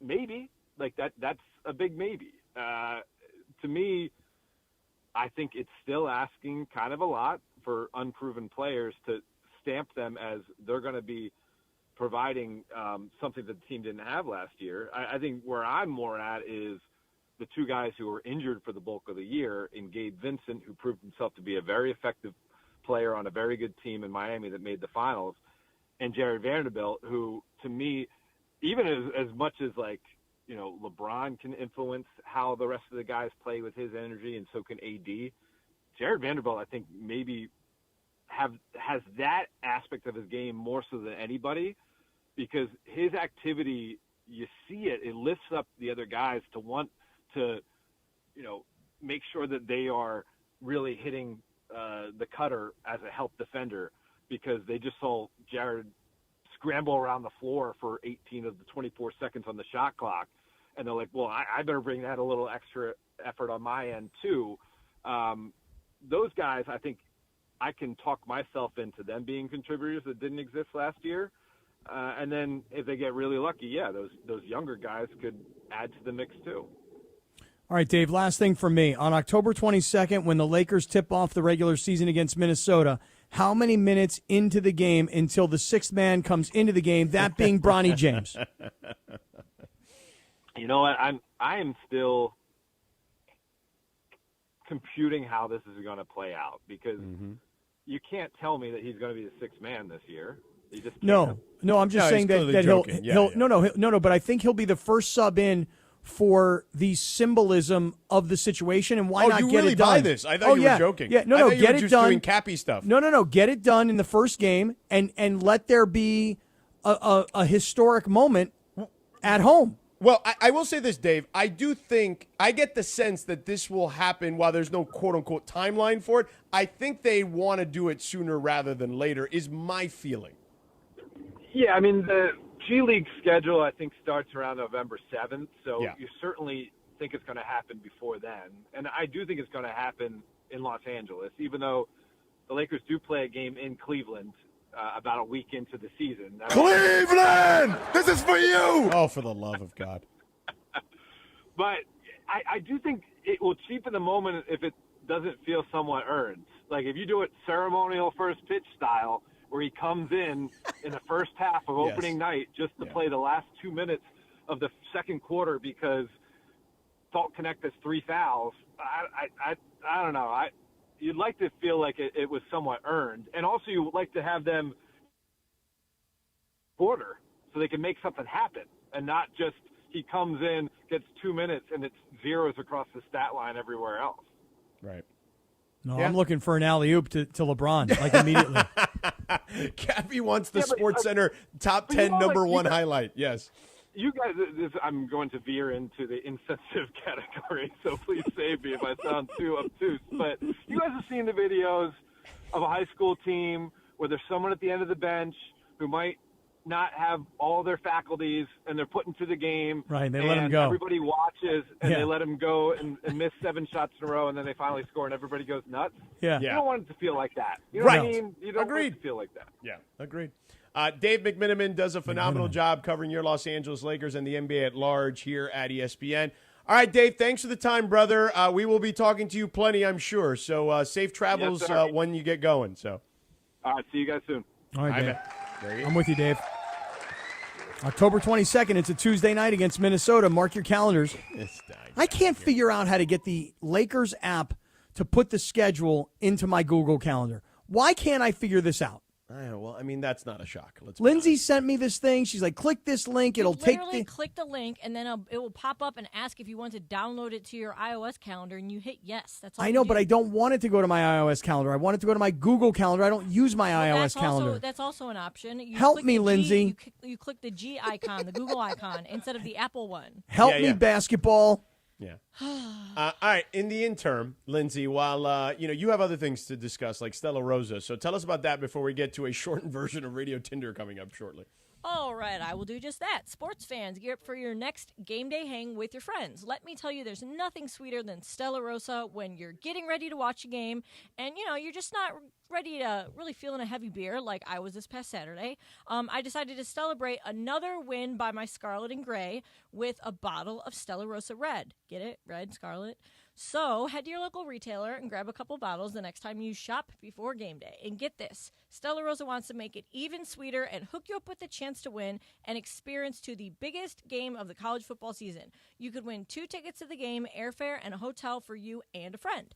Right now, head over to ESPNLADreamTicket.com to enter the Dream Ticket Sweepstakes presented by Stella Rosa, and remember to celebrate responsibly. Must be 21 or older to enter. When pain keeps you from doing what you love, Hoag Orthopedic Institute gets you back to you. We are ranked number 18 in the nation. Hey, football fans, there is nothing sweeter than a cold glass of Stella Rosa and watching your team compete. But Stella Rosa wants to make it even sweeter and hook you up with the chance to win an experience to the biggest game of the college football season. You could win 2 tickets to the game, airfare, and a hotel for you and a friend. Head over to ESPNLADreamTicket.com to enter the Dream Ticket Sweepstakes presented by Stella Rosa, America's favorite semi-sweet, semi-sparkling wine. Please celebrate responsibly. Must be 21 or older to enter. Park Casino. Win prizes and party with Travis Kirk and ESPN LA fans. Hollywood Park Casino is Los Angeles' premier card room casino and entertainment destination. Enjoy a post-game meal and drink at Ray's Lounge right after the game. Park, party, and play at Hollywood Park Casino. Elevate your game. Must be 21 and older.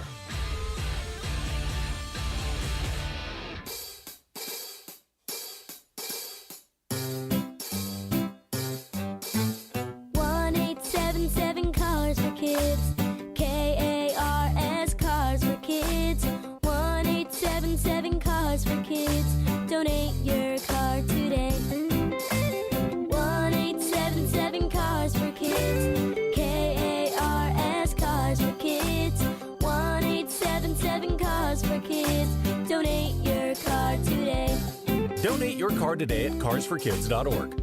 Your car, running or not, can be picked up as soon as the next day. No title, no problem.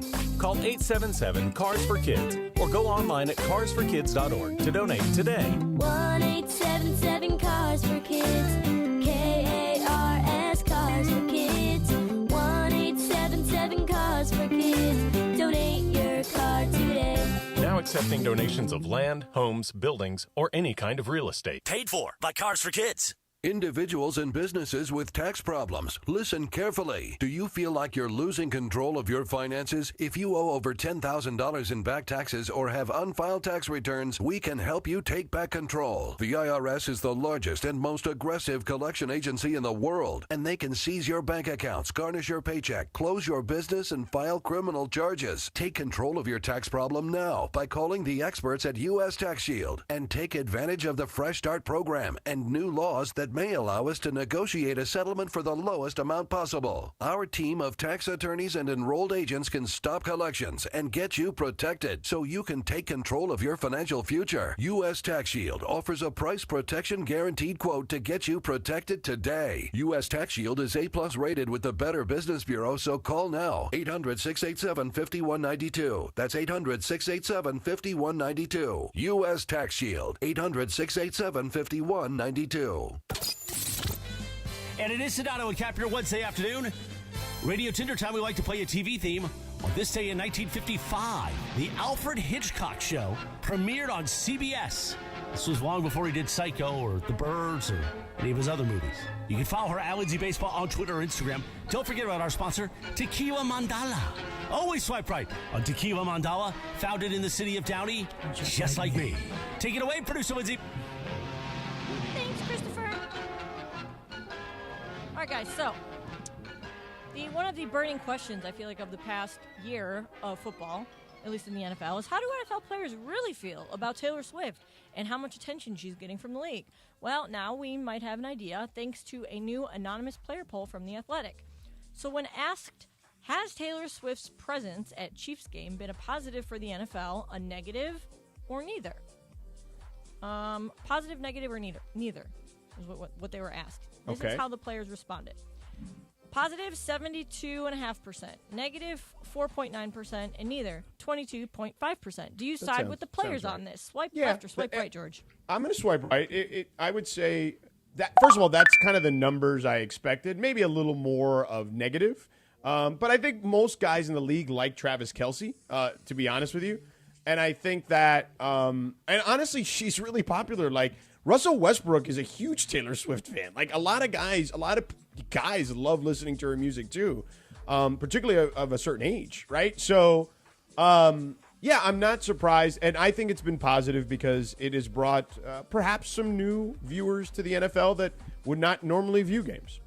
I'm also going to swipe right. I think that if I were an NFL player today, I'd be thinking to myself, well, wait a second. Travis Kelce is going out. And not just going out with, I mean, it's like a full-on international travel with me for concerts love affair. If he can get her, who could I go out with? You know, all of a sudden, I think that NFL players are more attractive to female celebrities. And if I were a player, I'd be trying to leverage that thing. Bang. You feel me? Yeah. By the way, Radio Tinder is brought to you by our friends at Tequila Mandala. Always swipe right on Tequila Mandala. Award-winning small batch premium sipping tequila made from the finest mature agave is available everywhere fine tequilas are sold. Visit their website, tequilamandala.com, and demand the extraordinary, Cappy, with Tequila Mandala. Do we have time for one more? Or we got to go? Quick, hey, just so you guys know, since we're talking about Kansas City and the Chiefs and Travis Kelce, the Royals have just swept out the Baltimore Orioles. So now what you've got today is you've got the Tigers who beat Houston, knocked them out. Which is amazing. No Astros, no Orioles. Ha! Serves you right. Win your division. And Kansas City. I mean, I like the Orioles, too. I like Kansas City. I mean, either one of these teams getting past this round would have been fine for me because I do think the Orioles are a fun young team. And I think Kansas City's a fun young team. So I mean, I'm just happy because we don't have to face the Astros or I feel like the Orioles. So that, me being the Gardos. So the Kansas City's playing Cleveland now? No. They're playing the Tigers, but I'm saying they're going to beat the Tigers. Isn't Kansas City playing the Yankees? Yes. Correct. And the Guardians are playing Detroit. Right. Yes. I'm a Royals fan now. Don't worry, it's gonna be Yankees, Gardos. Why are you a ALCS. Royals fan now? He likes the blue, so it matches all his fits. You know? Oh, he likes the baby blue color. Yeah, that makes sense. What's a royal? It is a royal person, like someone like who's a a king or a queen. queen. Okay. Yeah. Jeff Passan. Quick one with Funchy. All right, guys, this is from People Magazine. Some Las Vegas radio stations have decided that Billy Joe Armstrong of Green Day is an American idiot. The Green Day frontman comments is called Vegas. He said something about Vegas, calling it a bad place, and he got his Green Day's music essentially banned in Vegas. I quote, "We don't take no bleep from people like John Bleeping Fisher, who sold out the Oakland A's." He called it a bleep hole, yes, the city. Is yes. what he called it. Yes, thank you. Armstrong is an Oakland native, and his comments refer to John Fisher, the current owner. Right, of the he's Oakland A's. referring to all the teams moving Yes. to Vegas. He's but not happy but about basically, Vegas is essentially banning Green Day music. Is that okay? Swipe left for yes, swipe right for no. Sedano. I mean, it's a free country, I guess. I don't like the banning of anything, particularly music, books, any of that stuff. I don't subscribe to that. It wouldn't be what I would do. Maybe we'd have a more creative way of getting back at Billy Joe Armstrong of Green Day, but I would not be banning anything. If I'm those radio guys, you better hope that you guys got the power you think you've got, because to me, all the power in Vegas is with the casinos. And if all of a sudden they want to book Green Day, yeah. Because they think they can make a lot of money, they make a lot of DJs sound stupid. Yeah.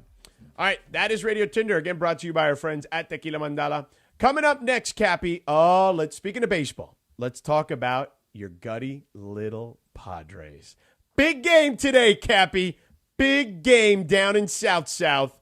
We'll get to that coming up in just a second.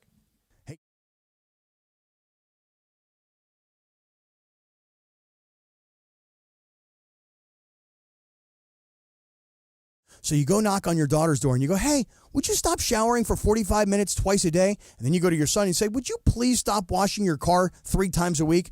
And then you continue with your life until you get another one of these beautiful letters that says high usage on it. This is where the Water Boy comes in. The Water Boy specializes in pressurized leak detection. All they do, day in and day out, is go to homes and find leaks. Their state-of-the-art equipment allows them to visually and acoustically inspect your pipes to find that stubborn leak that's constantly flowing. It can be anything from a failing toilet to a burst pipe in your slab. You don't even know it existed. They have ample amounts of experience from water damage restoration to general construction and plumbing that, when combined, allows them to master the art of leak detection. They do non-destructive leak detections, which means they're not going to open or damage the structure of your home. Their equipment is advanced enough to listen to the exposed surfaces and indicate where the leak is occurring. They are widely used by homeowners, property managers, and even realtors to inspect pressurized water systems to make sure they're intact and functioning with no leaks. Call Omer at the Waterboy Leak Detection today, 818-518-5055. Visit thewaterboyinc.com. That's the Waterboy Leak Detection at 818-518-5055. Talk to Omer. He's going to take good care of you at the Waterboy. Visit thewaterboyinc.com.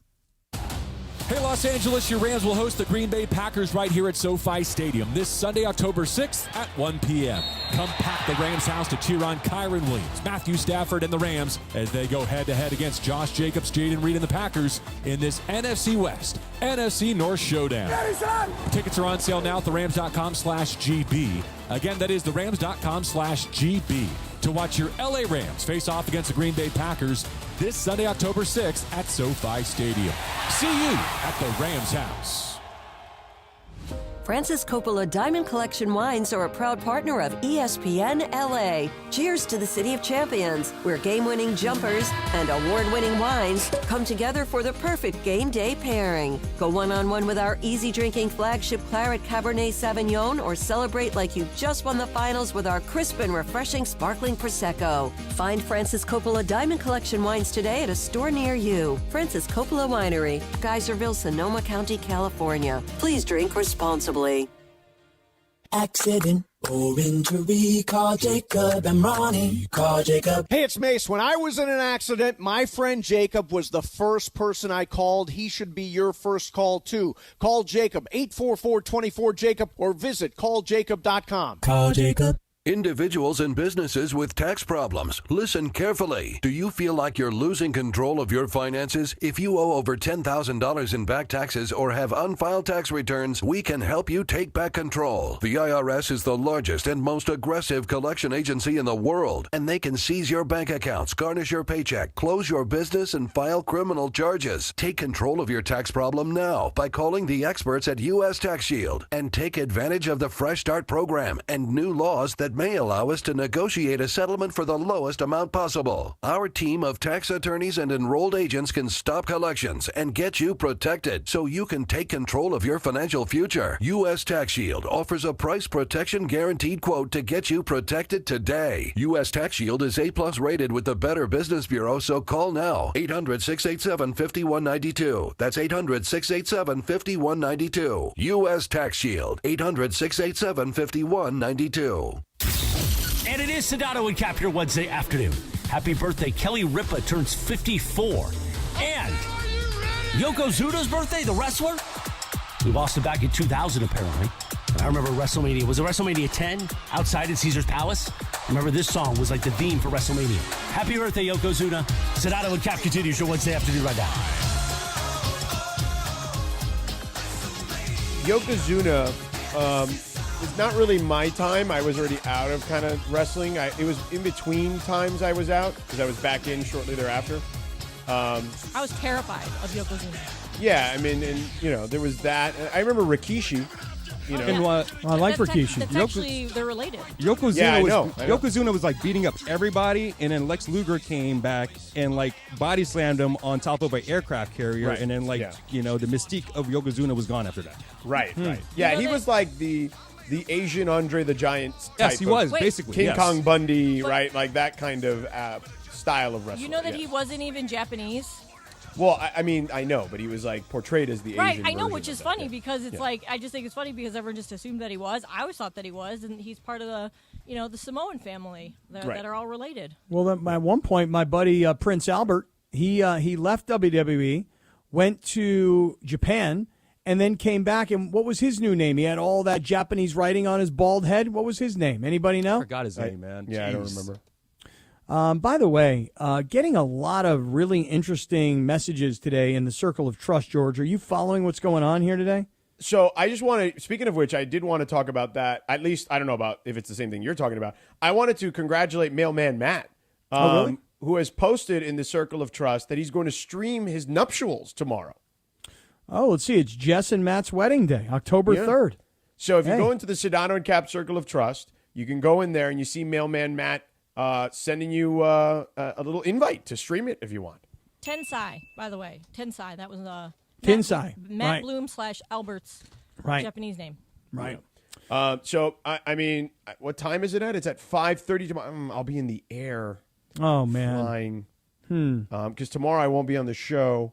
But maybe I'll be in Atlanta. Oh, no, I'll be taking off by then. What if we stream it live on the radio? What if we stream Mailman Matt's wedding right here on 710? Well, I mean, we only have a few minutes because remember we got to go to something else at 6 o'clock. It's actually at 5:40. Oh, 5:40. Yeah, it gives you 20 minutes at that point. Well, hey, Mailman, why don't you move it up a little bit? Make it 5:20. Yeah. You're asking a guy to change the time of his wedding? Well, if he wants it to be broadcast on the radio. Broadcasting some guy's wedding. Why not? I mean, he's already streaming it, I mean, why not, Lindsay Baseball? I mean, love is in the air. I'll let you figure that one out. Yeah. Cappy, so what were you referring to? Well, I see a lot of people are talking about eating squirrel tonight. After the Mateo. Well, Coconut Michael says it's all a ruse. He thinks Mateo's capping, and that it was just him concocting that story because he didn't want to eat his lunch. Which I will tell you, Mateo never turns down a salami sandwich, buddy. Oh yeah, I mean salami with a little provolone, maybe some yellow mustard on white bread. Oh, forget about it. As a matter of fact, my wife had to make a makeup sandwich. She got him Jersey Mike's for lunch. She flew over there, got him some Jersey Mike's, and then he wanted for dinner a makeup sandwich, but with some egg in it too. Ooh, that sounds good. Yeah. That sounds lovely, as a matter of fact. Yeah, listen, there's one thing if you've seen my kid before and maybe you saw him on the stream, he doesn't turn down many meals. No, he's a big dude. I mean, that guy's ready to play offensive tackle for either the Cleveland Browns, the LA Rams, or the New England Patriots because not one of those teams can put an offensive line on the field this weekend. Fair. So Touchdown! Now, I do see in the circle of trust that Grant in L.A., George, is saying that the reason you are doing so many college football games and then going from college football games to NBA basketball games is to get as far away from me as you can get. Well, no, that's not the case. So basically what happened... It's true. Well, I mean, it's not the reason that that's the case. The reason is because it's part of my job description. Oh. So I normally only do one preseason game. If that sometimes. Sometimes I don't do any preseason games. But I was going to do one specifically next Wednesday in Sacramento. It's going to be Warriors-Kings, okay? And then they asked me kind of last minute, hey, so we ran into this issue because we don't have a reporter to do this. Hey, man, we don't have a reporter. Can you, report on this game, babe? Yeah, we don't got a reporter for this first game, preseason game we're doing. Bucks, Pistons. You're already going to probably be on the East Coast. The rest of the reporters are either doing WNBA or something else. Can you manage this one, babe?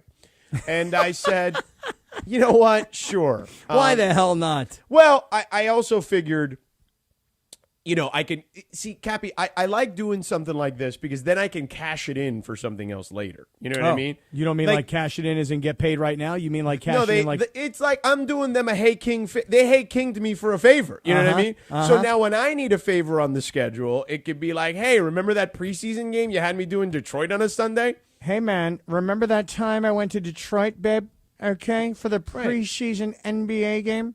Yeah, so it's just, it's a little trade-off. And the schedule maker on NBA and I are very close.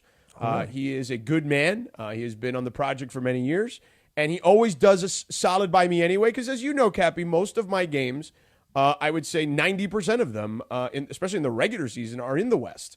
So they don't really send me east very often. And usually when they send me east, it's because, the Lakers are playing somebody in the East. We got to work on this college football schedule next year. This ACC crap got to come to an end. I'll tell you that right now. I have a question, though. You said that you're doing that because you're already going to be on the East Coast. Yeah. Does that mean that you're not coming back in studio Monday and Tuesday? No, I'll be back Monday. I'm supposed to land at 10:30 in the morning. Oh, so it's not really you're going to be there type of thing. It's like a... Well, no, I'm flying from Charlottesville to Detroit on Saturday night.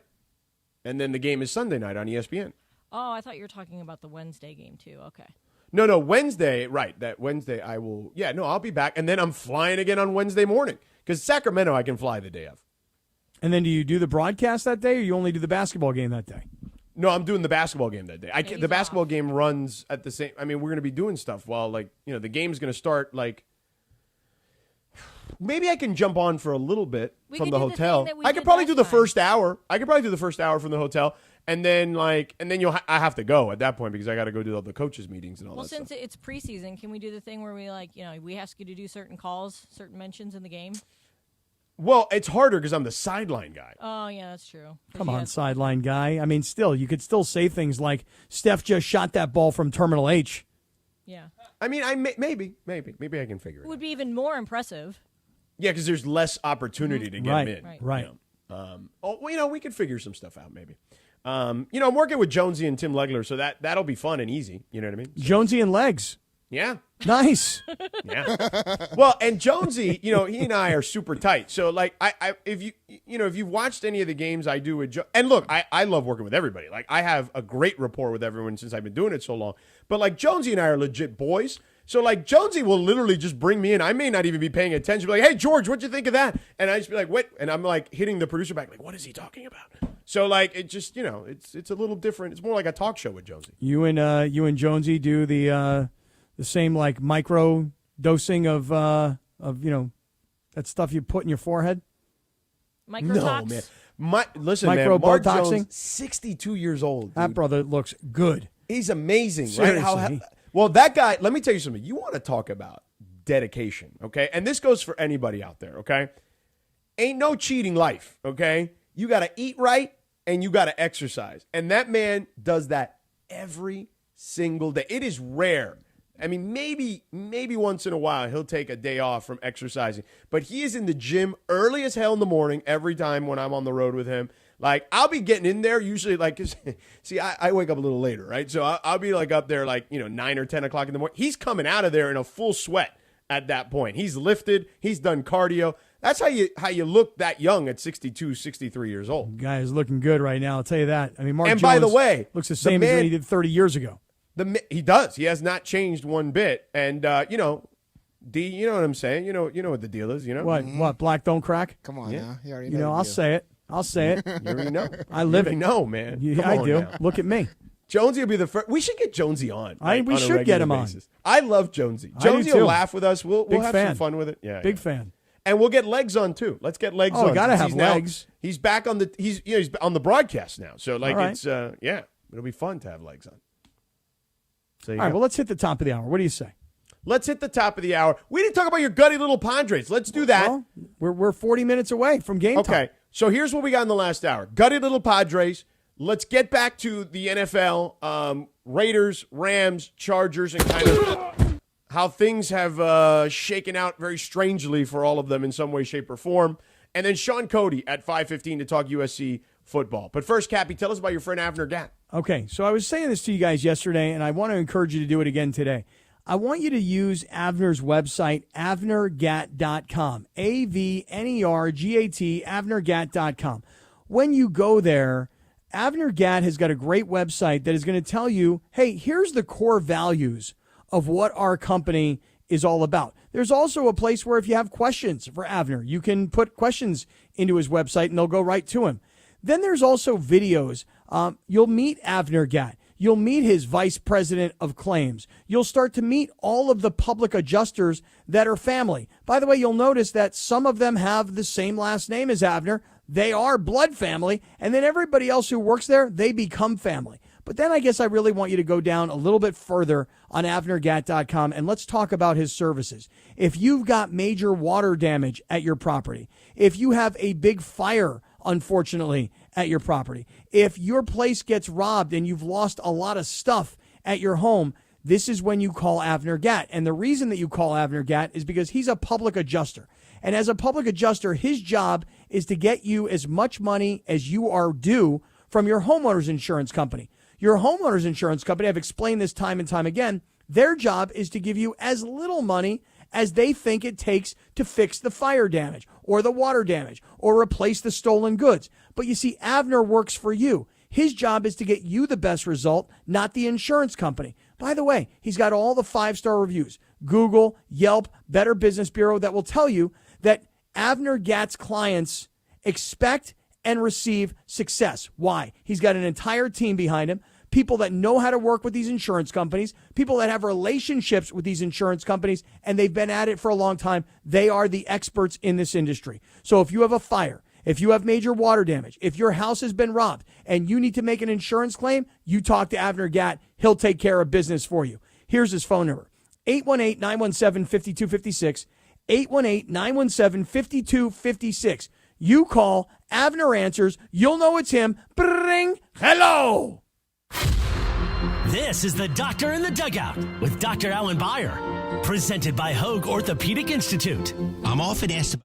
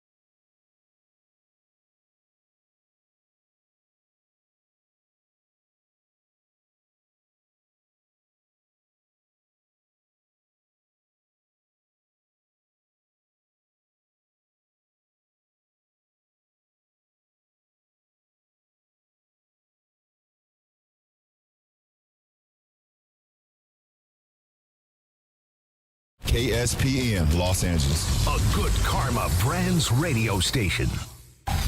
This is the city, Los Angeles, California. It's 5 p.m. in the Southland. Turn it up, man. Time to blow that 5 o'clock whistle with Sedano and Cappy. That's right, it's the 5 o'clock hour on Sedano and Cap. And it's time for 30 minutes nonstop. Sedano and Cap on 710 ESPN. With fun and frivolity, tomfoolery and hijinks, and Cappy doing his thing. Thanks to our friends at Real Father's Rights. Real Father's Rights, the father's rights attorney. Visit realfathersrights.com or call 951-482-7517. Let's do it, 5 o'clock in the Southland. 30 minutes of nonstop Sedano and Cap starts now. You ready for this? And time for the Real Father's Rights 5 o'clock hour on 710 ESPN. Let's do it, Jack. Beep, ba-da, boop. Uh-huh. Do, da-da-da. Yep. Beep, boo-doo, boop. Come on. Boom, ba-da-bam, bidding, boom, boom. There you go. You got to have a little drum in there, you know? Sometimes you got to hit them toms. Dig-dig-dig-dig-doom. Yeah. Cappy, I know the gutty little Padres haven't started yet. Right. But the Mets and Brewers are tied at 1 apiece already in the top of the second, and the Mets are threatening. Looks like the Mets have runners on first and third with 1 out, and we've got ourselves a 1-1 ball game tonight. Yeah, Padres tonight, 5:40, and Padres. And that's on E2. Yeah, yep. that's on ESPN. Padres, too, yeah. Braves. Hey, listen, here's the thing. That's how we call it, Cappy, on the TV side. We call it E2. E2? Yeah. Is that what you guys call it when you're in your pre-show meetings on Horn? It's network lingo. We're like, today we're on, we're preempted today because of baseball. We're on E2 today. Got it. Yeah. So you've already seen so far. The Mets just scored another run. Oh, yeah, Cappy, you must be. You're behind us, George, in studio. Yeah, let's see here. Let's see. Mets up now 2-1, and yet again, runners on first and third, 1 out. I hope the Mets lose. I think it'll be funny. Oh, no, I actually I want to see the way it's breaking down right now. I want the Mets to win because you'd get Mets-Phillies, division rivals, and you get and if the Padres win this series, you get Dodgers-Padres division rivals. And then you get a really and you get true Cleveland-Detroit East-West. division rivals.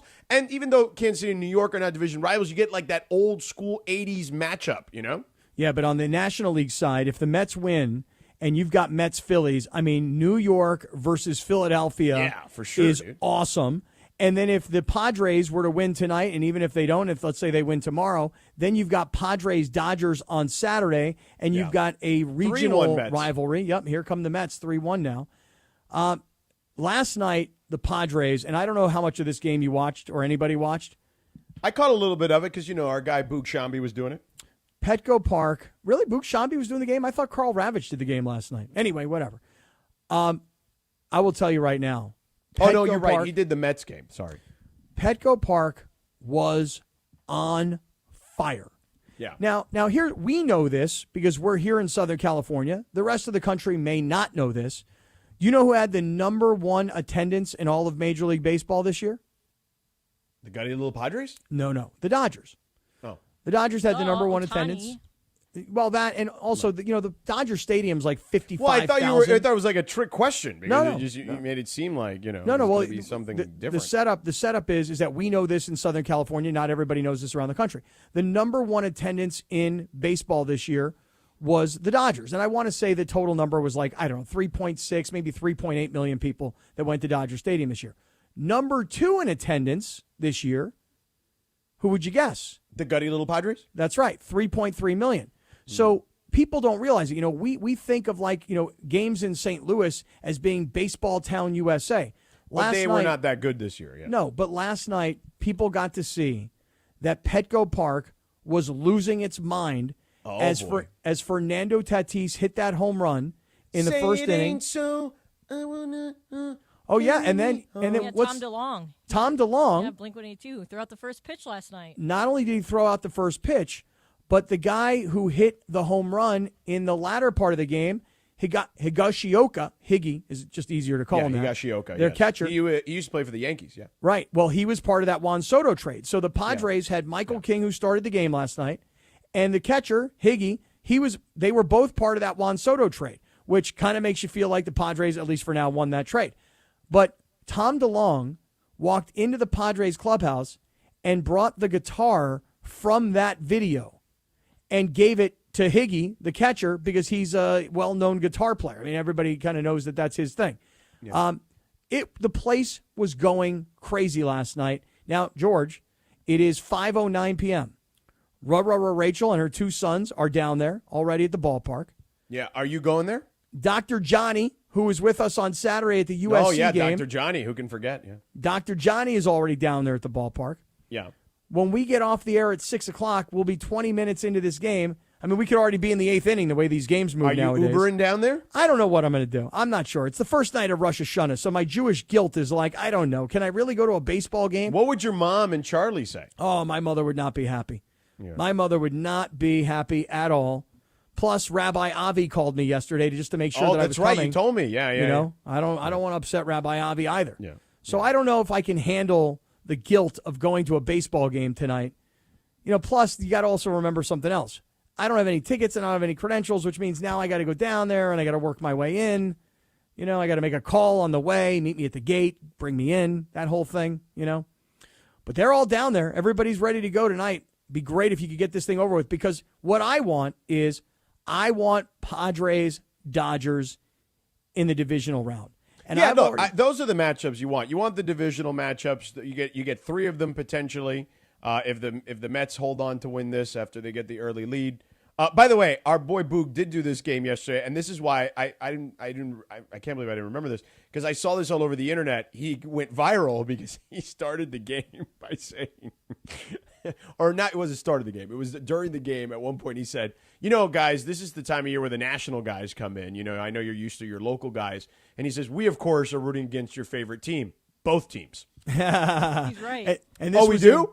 And this was in which broadcast? It was in the Mets Brewers. You know, because you know how everybody always thinks the announcers, the national announcers, are against their team. So. Of course, always. So he just kind of laid it out and had some fun with it. I'll just say this. Play it. As I was saying earlier, this is the time of the year the national guys come in. We're, of course, rooting against your favorite team, both teams. That's usually the way people take it. And giving a shout-out to Gary, Keith, and Ron. Sideline reporters are people, too. Steve Gelbs, love you. Sophia Benert on the Milwaukee side, both do. I mean, it's 2 great broadcasting crews. So I did need to, I needed to amend that because leaving Gelbs out it's not right. Yeah. All right. Well, and I like that he shouted out those local broadcasts, because now, I got to be honest, not a lot of national guys are willing to do that. You know what I mean? Well, yeah, I mean, last night when they were at Petco Park showing, like, local celebs that were there, be it a Tom DeLonge or, I can't think of her name all of a sudden. What's the girl's name? She's like the greatest soccer player in American soccer history. Alex Morgan. Alex Morgan was there a lot. And just whoever else. And when they showed the local broadcasters, their names are Don Orsillo and Mark Grant. When they showed those 2 guys up on the screen, the place went absolutely nuts because they love those guys, So I'm just hoping that the Padres can win this game tonight, because I want Padres Dodgers starting Saturday. Would be Saturday, Sunday at Dodger Stadium, and then would be Tuesday, Wednesday down at Petco Park. And I'm already being challenged, George, by Grant in L.A. Grant in L.A. is in our circle of trust today on Twitter, and he is saying that if the Dodgers and Padres meet and the Dodgers beat the Padres, he wants me in like full Dodger gear on the show. Yeah. If the Pods lose. Right. I'll tell you what I'll do. You should dress up as Dave Roberts. Like, you should wear the Dave Roberts uniform, too. Like, if we can get that to happen. Okay. Because he's your boy. Okay, I'll tell you what I'll do. Yeah. I'm not going to make this bet yet because, listen, there's baseball to be played tonight. And I will just say this. Max Fried, the pitcher from the Braves, I'm very superstitious about this. When guys were part of the Padre organization at one time, they usually come back to haunt the Padre organization later in their career. Max Fried was a first pick of the Padres, I want to say back in like 2012, George. Mm-hmm. And I believe he went to Harvard Westlake. Okay, so Lindsay, he's kind of a local guy. Yeah, he's a local guy. Was he born here? I don't know if he was born in L.A., but he certainly went to high school at Harvard Westlake. Does that mean he's from here? Well, you'll have to Google that part of it. I mean, he was a Santa Monica kid. So he was the number 7 overall pick, as I recall. He's from here and born here for that. Okay, number 7 overall pick, and was eventually traded to the Braves, and the Braves traded Justin Upton back to Padres. Whatever, the history doesn't matter. Oh, and the plot thickens. Born in Santa Monica, grew up in Encino. The kid grew up in the Valley. Oh, come on, man. I mean, this guy's a local guy. He's a purely local guy, Harvard Westlake guy. Yeah. So anyway, Although at first he went to Montclair in Van Nuys. Oh, okay. Well, that's important to know. Yeah. So here's what I'm saying to you. This kid, Max Fried, in 2 starts at Petco Park, I want to say has averaged about 7 innings, because I think one game went 9 innings, one game went 5 innings. He has not given up a hit or a run. I'll have to check that to be exactly right. I don't think it's no hits, but his ERA is 0.00 against the Padres at Petco Park. Wow. So I'm very nervous about this matchup. On the other hand, the Padres tonight have a guy named Joe Musgrove. If you don't know who he is, he's the face of the Padres. Now, Manny Machado is kind of By like the way, leader. In his career, Yeah, tell me. 3-1, 2.30 ERA against the Padres, 23 strikeouts in 5 appearances. Okay, and just go to the one. Yellow. Yellow. Hola. My bad. Just go to the games. If you're going to look at the splits, look at the games at Petco Park. He's been incredibly successful. Here we go. He's got 2 games on the road, to your point. But I'm just giving you the career numbers. Thank you. I'm telling you. 2 games at Petco Park. Let me see. One of them was a complete game shutout.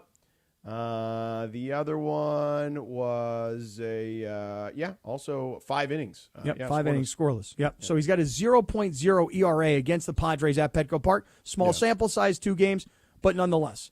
As I like to say, small sample size theater, Cappy. Well, nonetheless, you understand why I would be nervous about it. Yeah. So I'm trying to decide. And also, he's kind of a badass. He is, but then again, so is Joe Musgrove. So I'm just like tonight, I don't know, man. I may get off the air at 6 o'clock. I may get over my Rosh Hashanah guilt. I may get in the car. I may drive to downtown San Diego. And then I'll find my way into the game.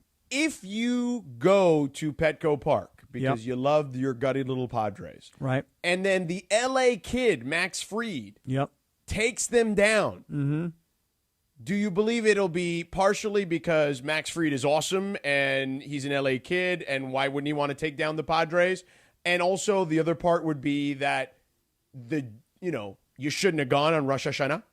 Yeah, that's sort of the problem that I'm dealing with here. You know what I mean? The guilt. Yeah, you're kind of messing with the universe, is what I'm saying. The guilt of Rosh Hashanah and to be at a baseball game tonight, I don't like it. Well, Lashana Tava anyway, Captain. Well, thank you so much. Yeah.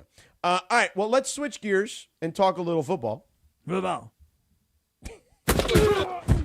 USC football, to be exact. Our buddy, Sean Cody, is going to join us here. Of course, you can catch him on every broadcast for USC football right here on the home of the Trojans, 710 ESPN. And, man, I'll tell you this, Sean Cody. I was done with my game at Boston College. I get on the flight. I'm watching kind of the end of the first half on my flight, and I'm texting Cappy because I know he's at the game. I'm like, what the hell's going on here? They're getting mauled up front. This is not what I expected. And then in the second half, much like most of the season has gone, the second half has been big for the Trojans. And they went out there and did the mauling against those big boys from Wisconsin. Yeah, really the tale of 2 halves, I thought. But the highlight of the game for me, I got to see Cappy before the game. We got a picture, and he looked good in his glasses. He was on the sideline there looking sweet. Nice. So that was just a nice way to start with. Yeah, it was a good time. Yeah, we had Morales there. We had Sua Cravens there. It was great. It was an awesome picture. And listen, Sean, I took a lot of heat from USC fans because I put up a peace sign. Now, there is a difference between a peace sign and a fight on. Yeah. Right. Fight on. The peace sign is the back of the palm is facing the camera. The fight on is the palm of the hand is facing the camera. My thought was I'll flash a peace sign because I'm sort of saying fight on, but on the other hand, I'm not a USC alum. I'm a supporter. I'm a fan. So I took a lot of heat, Sean Cody. Yeah, we'll get you right there, buddy. A couple more games, and we'll get that hand turned around, and you'll be V for victory fighting on all day. Well, I do like to say it at least. Fight on. Yeah. Well, okay. Lindsay was Lindsay was doing it the other day because it was part of like one of her reads. And I was like, and she said it. Hold on. We have 2 different versions of the way she said it. Start with the first version, DeAndre, for Sean Cody. I mean, listen, I just want to know if we were right on with this on we the were fight right on. Clearly you were. Fight on. Yeah. All right. So this is the first one. Go ahead. Play it for Sean. Fight on. Right. So it was, it was a little like separated, right? Like I told her it's more like fight on. You know what I mean? Like with the emphasis on the on, You did not say that. You did not make that clear, though. Almost one word. It almost kind of fight on. It I did say that. Right out of there. Yeah, I did say that. Almost like one word. And then, so she then went extra on it and went almost like cheerleader mode on us here. Fight on! Which was I like still that. I'm into separated. that. But that was better. That was better, right? I like the enthusiasm in that one. Yeah, it's And good. then eventually she got it right. Yeah. It's good. It's good. Well, back to the game, Sean. So, tale of two halves is what we were saying. What is your explanation for why Wisconsin looked as strong as they did offensively in the first half, and yet what adjustments were made in the second half defensively that had USC pretty much shut them down? Well, it was kind of just turnovers, guys, to me. It was, that muff punt by Zachariah, the sack caused fumble, the interception. So you have 3 turnovers in the first half, and it doesn't matter. Obviously, the defense, you can't give up a big shot like that on the sideline on their first series. That's a no-no for defense. The sudden change defense wasn't good. They got the ball on that muff punt, scored on the first play. So you got to be better on sudden change. But the defense kind of played pretty good all day, other than giving up that big play and not being good on sudden change. The rest of the day, obviously, second half, shut out, not letting any points, and Pretty did a good job. I thought the offense struggled in giving those turnovers early, letting Wisconsin feel like they're in the game. And once they turned those turnovers off and they ended those drives with touchdowns, it looked a lot better in the second half. Well, and it also felt like, again, the lines of scrimmage did a better job, particularly on the defense, as you alluded to. But then that allowed, because they were able to get after them on the defensive side, it allowed the athletes on the offense to really take over for SC. Yeah, I think we found out that Jacoby Lane, wide receiver, going over with 10 catch, over 100 yards, 2 touchdowns for the day. Looks like might be Miller's Moss go-to guy. We haven't had a really go-to guy yet. It's kind of been spread around so far. So I don't know. Hopefully that trend continues with Jacoby Lane. But he had a day, guys. It wasn't just the touchdown catches. He made a couple big third down catches, sideline catches. He had that play where his head popped off and looked like he got decapitated, got up and kind of got the whole stand going. So I think he's kind of the energy on the offense. And Deuce Robinson had a nice touchdown grab. So some of those young receivers starting to produce for the Trojans, helping out on that side.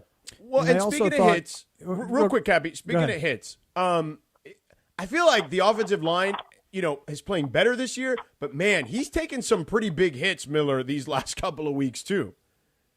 Yeah, it hasn't been perfect up front, guys. They're still trying to figure out a little bit. Those young guys up front have struggled a little bit. We saw a little bit of a rotation at the right guard position with Noah and Talele. So those guys they're still trying to get that solidified 5 group. Elijah Page, after struggling against Michigan, had a better game, but still not great. They're still working at it as a group. So, yeah, Miller Moss, I think he's just shown a ton of toughness in there. He's taken a bunch of big shots, and has it all been perfect for him? No, he's made a couple mistakes, but for his toughness and his leadership ability so far, guys, it's been outstanding. Well, I'm glad that you actually brought that up, George, because that's where I wanted to go. I think Miller Moss, and this is the first time I've watched him from the field level, I think first of all, he gets rid of the ball rather quickly. I mean, at least he did in the second half.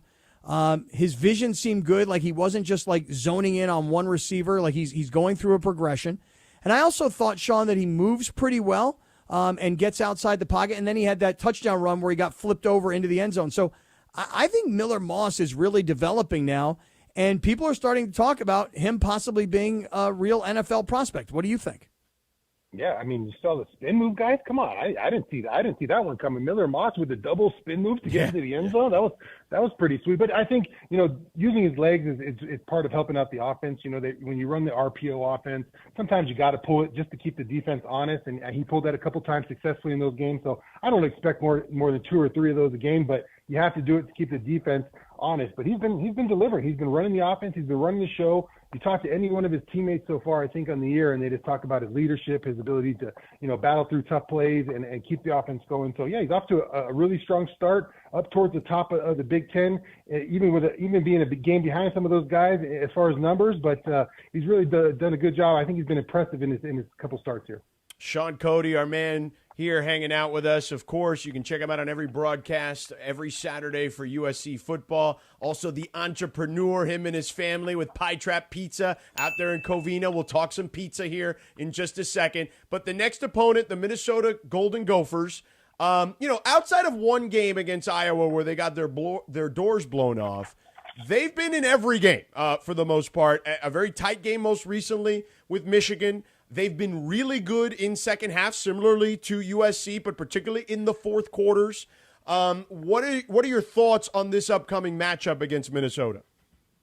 Yeah, I think this is a tough game. I think this is, you thought Wisconsin, you didn't know how good Wisconsin was going to be. They gave the Trojans a fight in that first half, and then Trojans were able to kind of step on the gas a little bit and distance themselves. But I think Minnesota is probably a better team than Wisconsin. They played Michigan tough last week. Yeah, their opponents have, other than Michigan, really not the, crazy schedule they've had so far. You mentioned Iowa, where they kind of got beat up a little bit, but Michigan, they were in that game. They battled back after halftime, kind of like the Trojans battled back in and to get in that game with Michigan, who was kind of sitting on the lead. And I think they thought that one was over. And give credit to BJ Fleck and his group. They, put a nice comeback together, but really led by their quarterback, Max Brossmeyer, who could do all the things you want from a game manager sense, can get the ball to his running backs. They like to toss the ball to running backs, and not just in the run game, but can get it to him in the pass game. And then the defense I think, has been probably the star of the show for this team. They've, done a really good job of really limiting teams in the pass game, have 8 interceptions on the year already, which is kind of crazy.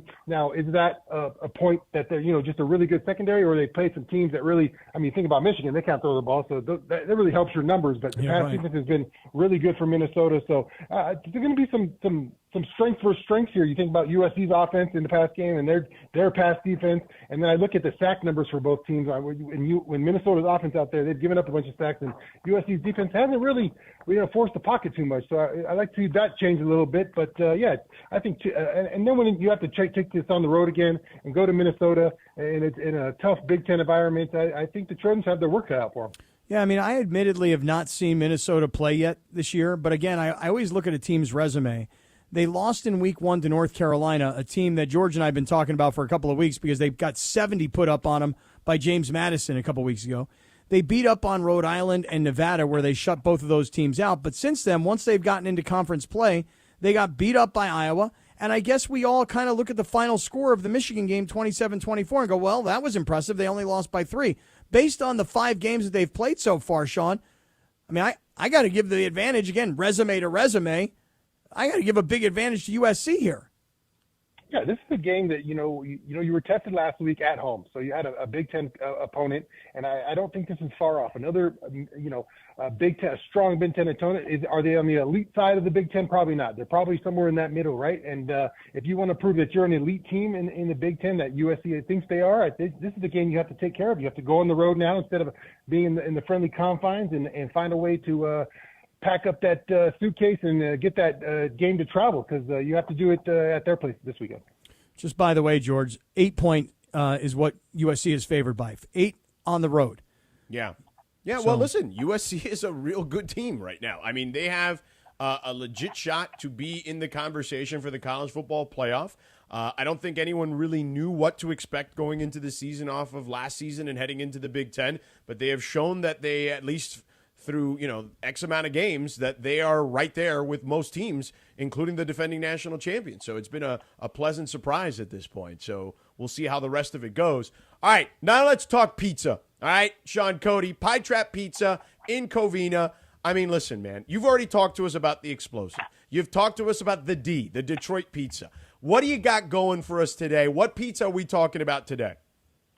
I got the Lottie Dottie, guys. The take on Snoop Dogg's song, Lottie Dottie, We Like to Party. We got, it's a square pie, but we're doing it with stripes of red sauce, vodka sauce, and pesto, and then that's covered with some cheese there. So it's got it's got a little kick with the spicy vodka and a nice creamy pesto for you to even it out. So got a little bit for everybody. A beautiful pizza. It looks gorgeous, guys. Those colors together, orange, red, and green. It looks like a piece of artwork to eat, but it's quite a tasty thing too. Now, do people mostly take it bite by bite for sauce, or like I might be inclined to go in on my second piece and like maybe take a spoon and like mix all the different sauces together? What do people do? Ooh, haven't seen that technique yet, Cap, but I'd like to see you eat this. It could get quite messy when it lands on the table. It's a picture perfect shot for you on the camera. But once you start getting into that thing, those sauces are getting everywhere, and I'm sure they get all scrambled up on there anyways. I just really love the pesto, man. I'm such a pesto fan. So good. Love pesto. Delicious. Yeah, you guys make that brother pesto? Makes the pesto. Fantastic homemade pesto for you guys. What? There you go, Cappy. I honestly don't even know what pesto is. What is pesto? It's basil, it's pine nuts, it's Parmesan, it's olive oil and garlic, basically. Damn, it's good. Just whip that up, man. I grow the basil in my backyard, guys. I bring the basil from my backyard into your experience at Pie Trap. There you go. Hashtag backyard basil. There it is. I mean, you've heard of backyard brick. Now you got backyard basil. All right. Pie Trap Pizza, 720 Arrow Highway in Covina. Make sure you check it out. They are open right now. You can go right now, actually. They're open until 9 o'clock, okay? They're only closed on Tuesdays. So basically every day but Tuesday, you can go there and get yourself some good-ass pizza. Sean Cody does a good-ass job, as always. Great-ass job on these broadcasts, on USC's broadcast right here on 710 ESPN, your home of the Trojans. So make sure you catch the game against Minnesota right here with him and Pete Arbogast. Sean, you're the man, brother. Appreciate you as always. Thanks, guys. Hopefully be back with a win for you. Yeah, yes, right sir. on. Fight on. Fight on. He liked the Lindsay cheerleading one, though. Oh, he loved it. Fight on. Yeah. Lindsay was like, yo, quit breaking my freaking, He liked my second one. He said, I Yeah, like that. that's what I said. Right, he liked the cheerleader Fight version. on. There it is. Yeah. I mean, it just sounds like, like you're on the sideline and they gave you the mic. Well, maybe I was. Well, maybe you should be. Fight on. Fight on. That's not me. That's actually Siri. It did sound like Siri. All right, Cappy. Coming up next, big deal or no deal. But first, tell us about your friends at Sellers Advantage. Yeah, it was great to have the Sellers Advantage CEO into the studio yesterday and just visit with us for a little bit. And one of the things that we talked about was, interest rates are on their way down, or at least that's what we think. And I'm not some expert in real estate, but I'm super interested in it. And, when the rates change and when they're going down, that can be a great time for people who want to sell. It's also a great time for people who want to buy.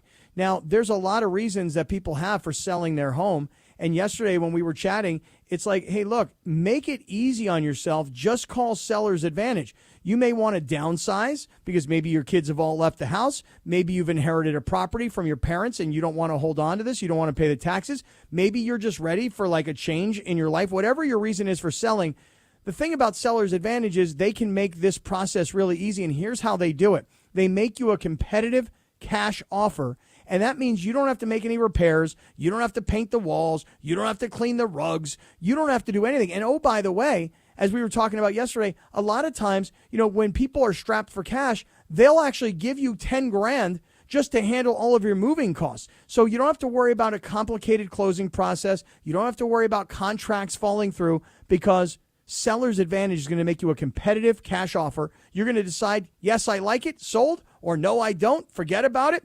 But here's the bottom line. You get a no-obligation offer, and here's all you have to do is call this number, 888-390-AS-IS.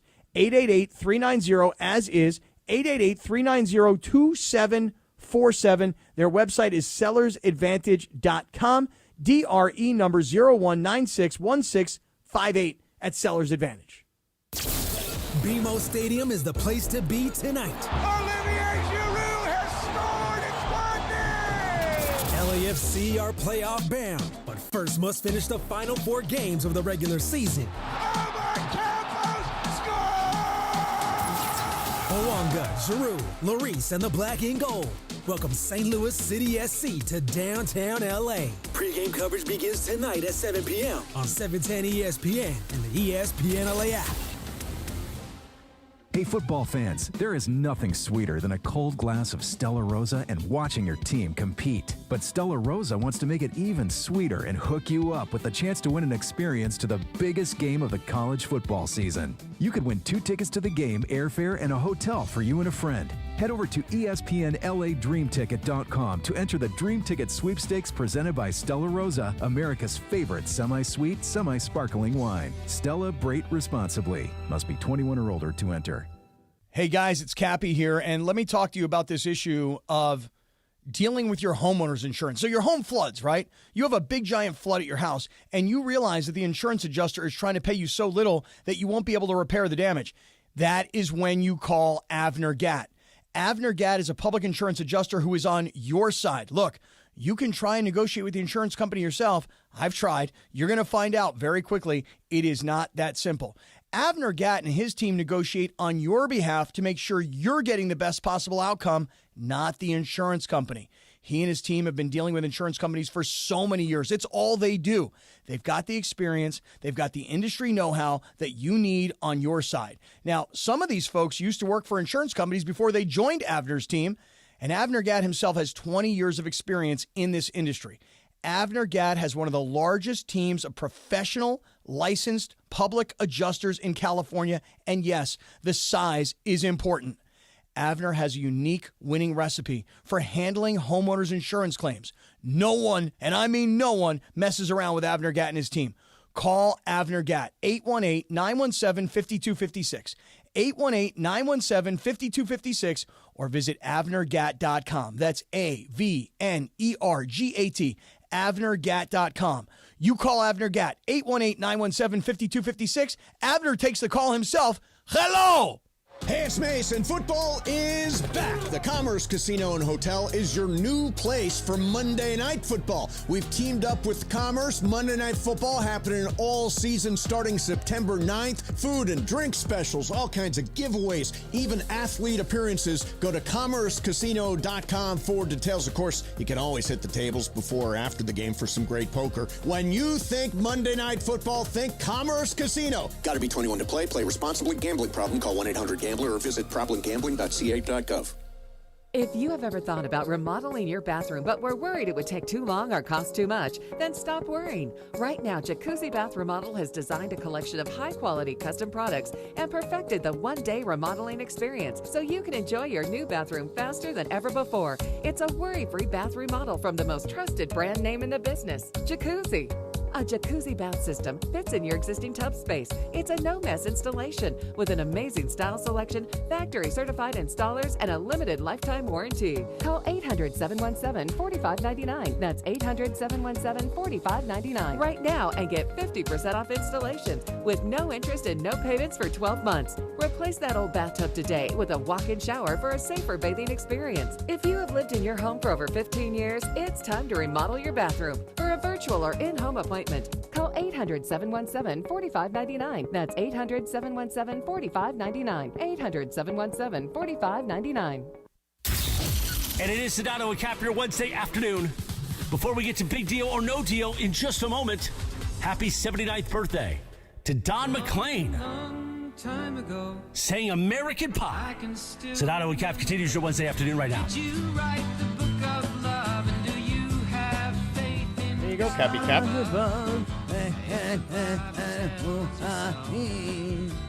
Oh, yeah. Believe in rock and roll. That's what I do when I don't know the words. Yeah, I hear it. I just go. You just go into your Bob Dylan impersonation.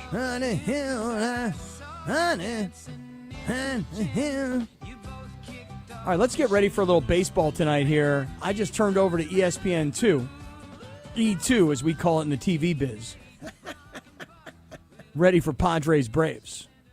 All right, I'm turning on. Wait, quick question. Speaking E2. of terms from the TV biz, I was talking to the producer from, Rizzo's show in ESPN Cleveland the other day, and I was asking him a question, and he brought up a term that I'm curious if you know, George, because I was like, I don't know what that means. And he goes, oh, that's network lingo.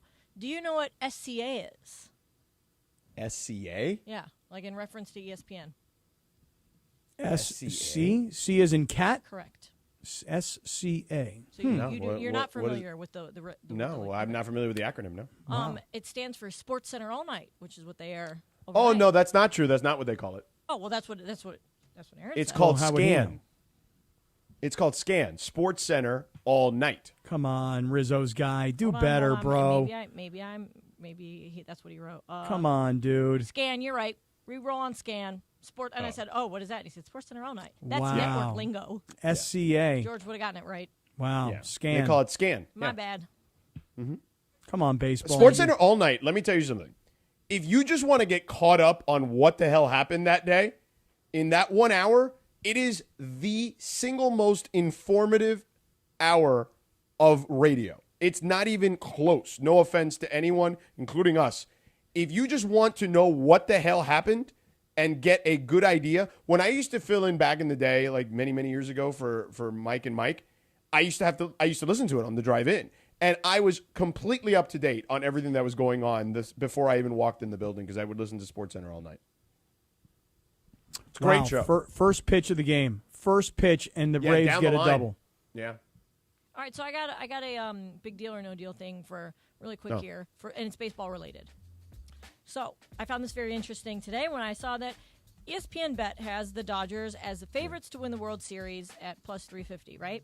Mm-hmm. However, the Dodgers, if you look at all like the baseball numbers guys who use all kinds of like, they run these playoff scenarios through thousands of computerized simulations, and they take into account like the current standings, the schedule, your team's projected performance, blah, blah, blah, blah, blah. Like they take all of the actual baseball stuff into account.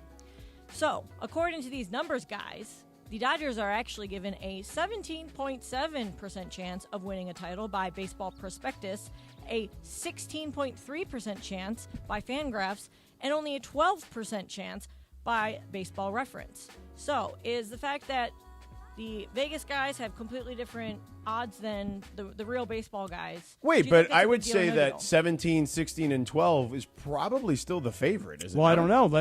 We would have to know the rest of the numbers. Like, where are the Well, Yankees? I mean, just do the math. If there's 8 teams, you know what I'm saying? Like, I'm guessing that the chances would be, or more technically at the moment, that those numbers would be the highest percentage of chance to win the World Series. Okay, well, let's say it is. Do you think the fact that the chances, like the actual numbers and odds, the percentages, are like pretty small, like they're probably smaller than most would think, do you think that's a big deal?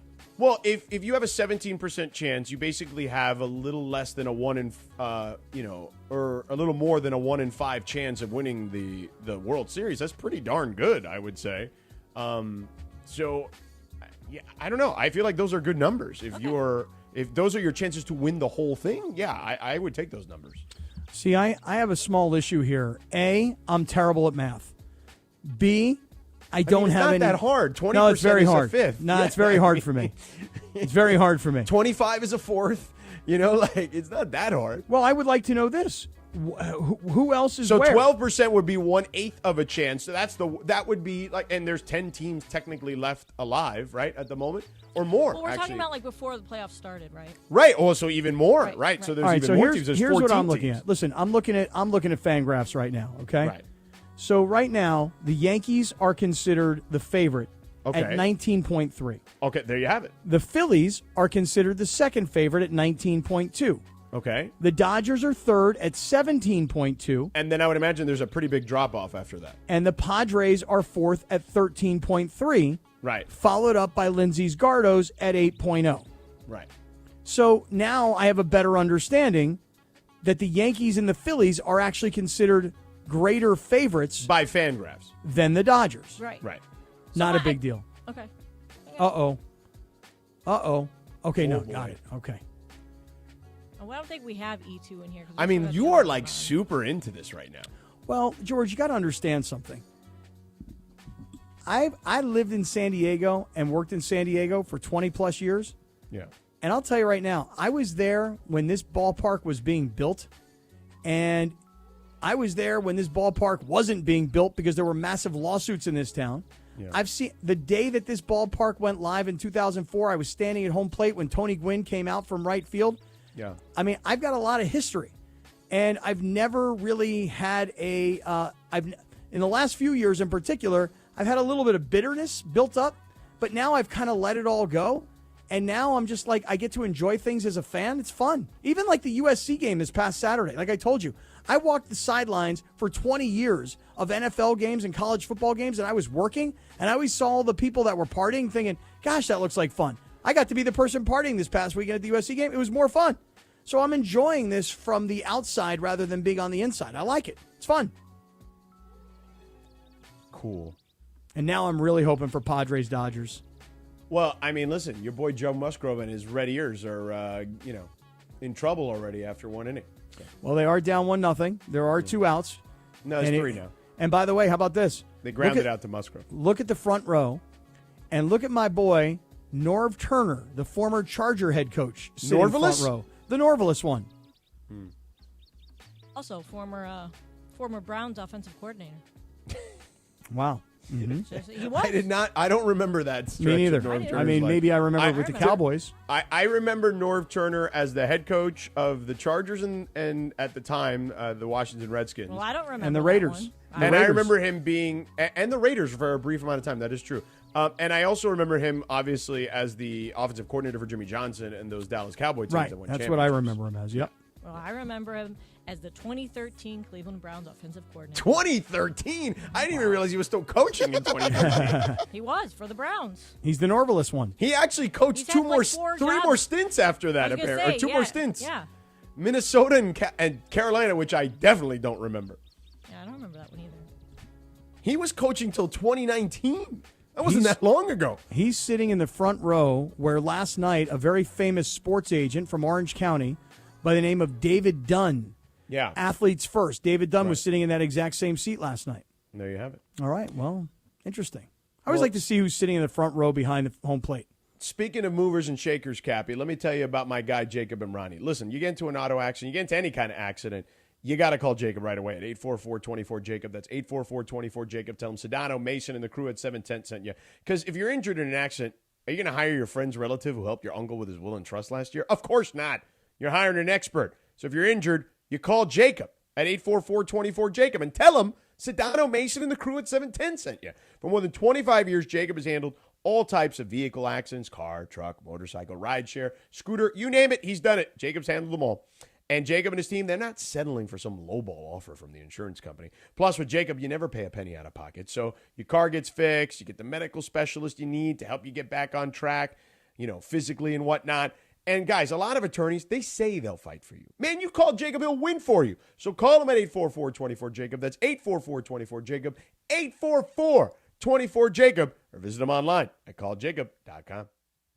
Gear up and get out to Kelsey's at Pachanga, the top spot in the Temecula Valley to watch all the Monday night. Hey, football fans, there is nothing sweeter than a cold glass of Stella Rosa and watching your team compete. But Stella Rosa wants to make it even sweeter and hook you up with the chance to win an experience to the biggest game of the college football season. You could win 2 tickets to the game, airfare, and a hotel for you and a friend. Head over to ESPNLADreamTicket.com to enter the Dream Ticket Sweepstakes presented by Stella Rosa, America's favorite semi-sweet, semi-sparkling wine. Please celebrate responsibly. Must be 21 or older to enter.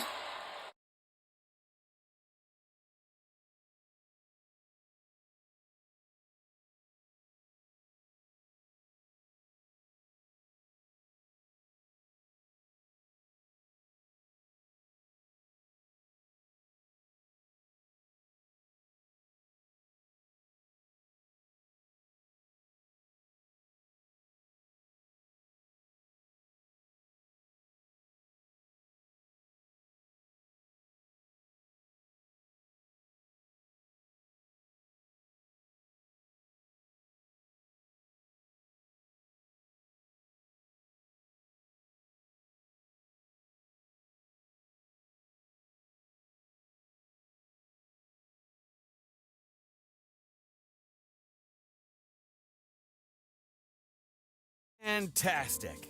So, whether you need to hire 4, 40, or 400 people, get ready to meet first-rate talent. Just go to ZipRecruiter.com/LA to try ZipRecruiter for free. Don't forget, that's ZipRecruiter.com/LA. Finally, that's ZipRecruiter.com/LA. At Hyundai, we make a big deal about the little things, like the little fact that 9 Hyundai vehicles have earned IIHS Top Safety Picks this year, and offering a little thing called America's Best Warranty, because delivering safety and quality, pretty big deal. Visit your nearest Hyundai dealer today. Hyundai, there's joy in every journey.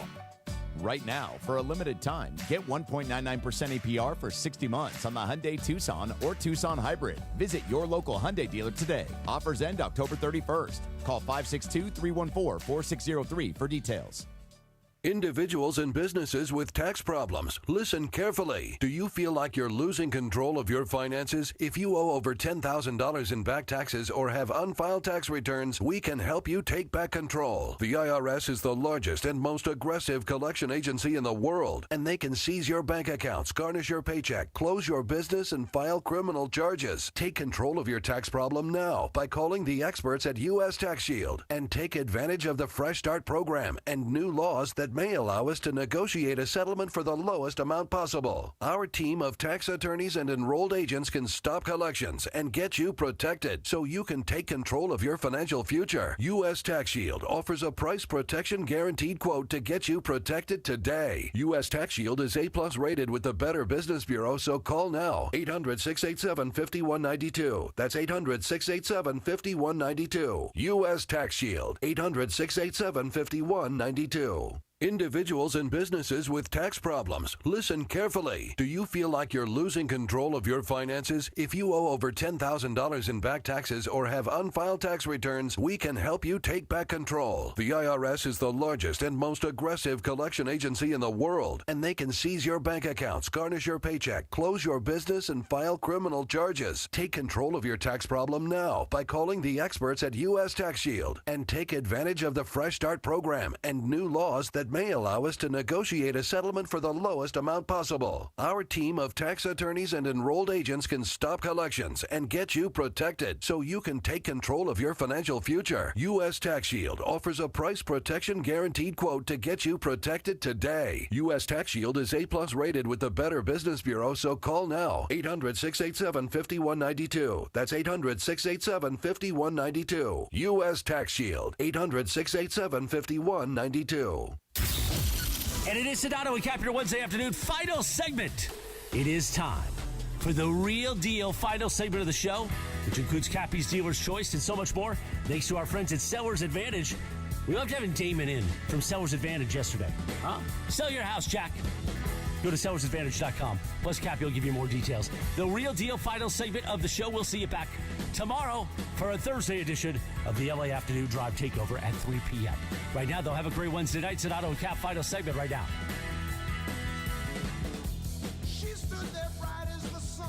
I mean, he left a little room there, I got to be honest. He did. Oh, my goodness. Wow. This is incredible. Foul ball, though.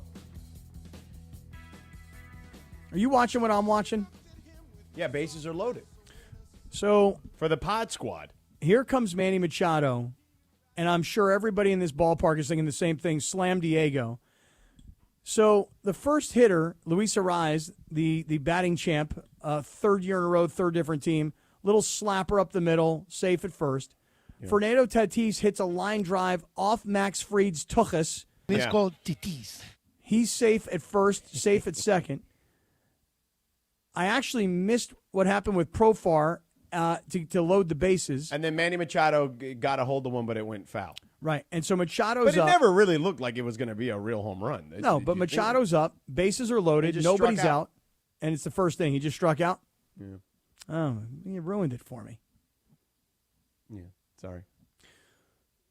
All right, well, it's no big deal. I mean, bases are still juiced, and there's only one out. Yeah. Boy, Max Fried took that. I love that you're into this. Yeah, Max Fried took that shot off his butt, man. That hurt. That looked bad. So I'm going to watch this game. Oh, man, they got him at home on a fielder's choice. I cannot believe you're so far ahead of me and you keep ruining it for me. By the way, umpire cam is the best angle. Umpire cam is the best angle in sports. I swear to God. It's unbelievable. I love it. Oh, man, Jackson Merrill's going to hit a fielder's choice. Oh, there he does. He hits it, and they got him at home. Yeah. You just ruined it for me, man. So all right, there's Cappy, 2 outs. I'll be quiet. How about that? So let me give you a little dealer's choice, real deal, brought to you by Sellers Advantage. Hey, if you want to sell your house, before you call an agent, call Sellers Advantage. They'll buy it as is with a competitive cash offer, no repairs needed. Yeah. They make selling easy. Call 888-390-AS-IS for a no-obligation offer or visit sellersadvantage.com, DRE number 01961658. Cappy, before you do your dealer's choice today, coming up after us, the best of Travis and DeMarco. Mm-hmm. I mean, I feel like it's all great. So, I mean, I'm curious to see what they chop up to be the best. How do you possibly find the best? Yeah. And then LAFC against Austin City FC. Is that game at BMO? I believe it's at Austin. It's at Austin FC. I believe so. They actually play against St. Louis FC. They're playing against St. Louis FC in Austin? No, at BMO. Are they playing St. Louis City FC? Yes. So why does it say Austin City FC? I don't know. I have no idea. And they're playing St. Louis FC? Rundown. I copied and pasted it from somewhere. Are they playing St. Louis FC at BMO, or are they playing St. Louis FC in St. Louis? It was wrong last time on the schedule, the staffing Okay, schedule, listen, too. I'll find it. Go ahead, do your dealer's choice, and I'll find it. Go. All right, here's the deal. Yeah. It is at BMO. So, is that BMO? St. Louis City SC. St. Louis City SC. Right, that's what I'm saying. Austin. I don't think Austin was an Austin City FC either. That's why I was like, wait. That's what like I said, I copy and paste. It is at BMO. It is at BMO. Remember, Is that BMO? Last time there was a discrepancy, I looked on the schedule and it was wrong on the schedule. So my bad. Why is it so hard for everybody to just get things right on the schedule? I don't know. I mean, you'd be surprised at how tedious that schedule is, Cap. So I don't know, man. I can't. I'm deal sticking with up for Greg on that one. Yeah, but I can't. I mean, listen, I'm not knocking anybody because I couldn't do the job. I mean, look at it. You literally have to account for every single hour that is on the air of the radio station every day. It's kind of a lot. Yeah. Yeah, but I mean, it's just. I mean. It's Yeah. just By a the game. way, It's just Austin on the FC schedule. is they're in Portland tonight. I mean, what are we talking about? Come on, here? Austin FC. I mean, Come on, man. It's St. Louis City FC. I mean, come on, get your schedule together, people. Let's go. Yeah. Go black and gold. I mean, come on. Oh, man. Bases loaded, runners in scoring position, out at second base, and that's it. Wow. Looks like Atlanta's getting out Bases of loaded, no outs, and you couldn't even get a run across, Cappy. And Jackson Merrill is saying that they should challenge at second base. We'll see. And Max Fried is saying, you hit me in the tuchus, I'm going to poop on your parade here. How about that? Yep. That was close. That was close. So here's the thing. Here's the question for the night in Dealer's Choice. Yeah. So I mentioned to you that tonight is the first night of Rosh Hashanah. Si, Lashana Tova, Cappy. Right, thank you. And back to you. It is the beginning of the Jewish New Year. It is this great time of reflection, and I am like, I'm available tonight. You know, like I'm an empty nester. All my kids are out and about. Rachel's out doing something. Well, yes. As a matter of fact, listen to this, Lindsay Baseball. Rachel is Rachel Baseball right now because she and her two sons went to this Padre game tonight, right? And she just sent me a text, and you want to know what the text said? What? When she went into the game, they only scanned 2 of her 3 tickets. What? So she said, if you want to come down to the game, I've got an extra ticket. Might as well go. Wow. So what do I do? Oh, go. I mean, I'd definitely go. Yeah, nothing else planned. That's what's in. Yeah, That's not what's in. Don't tell me Actually, about. wait till after the first inning to see if they are out of it already. Well, they are at. Well, they're not out of it. It's 1-0, and it's going into the second inning. How long does it take you to get there?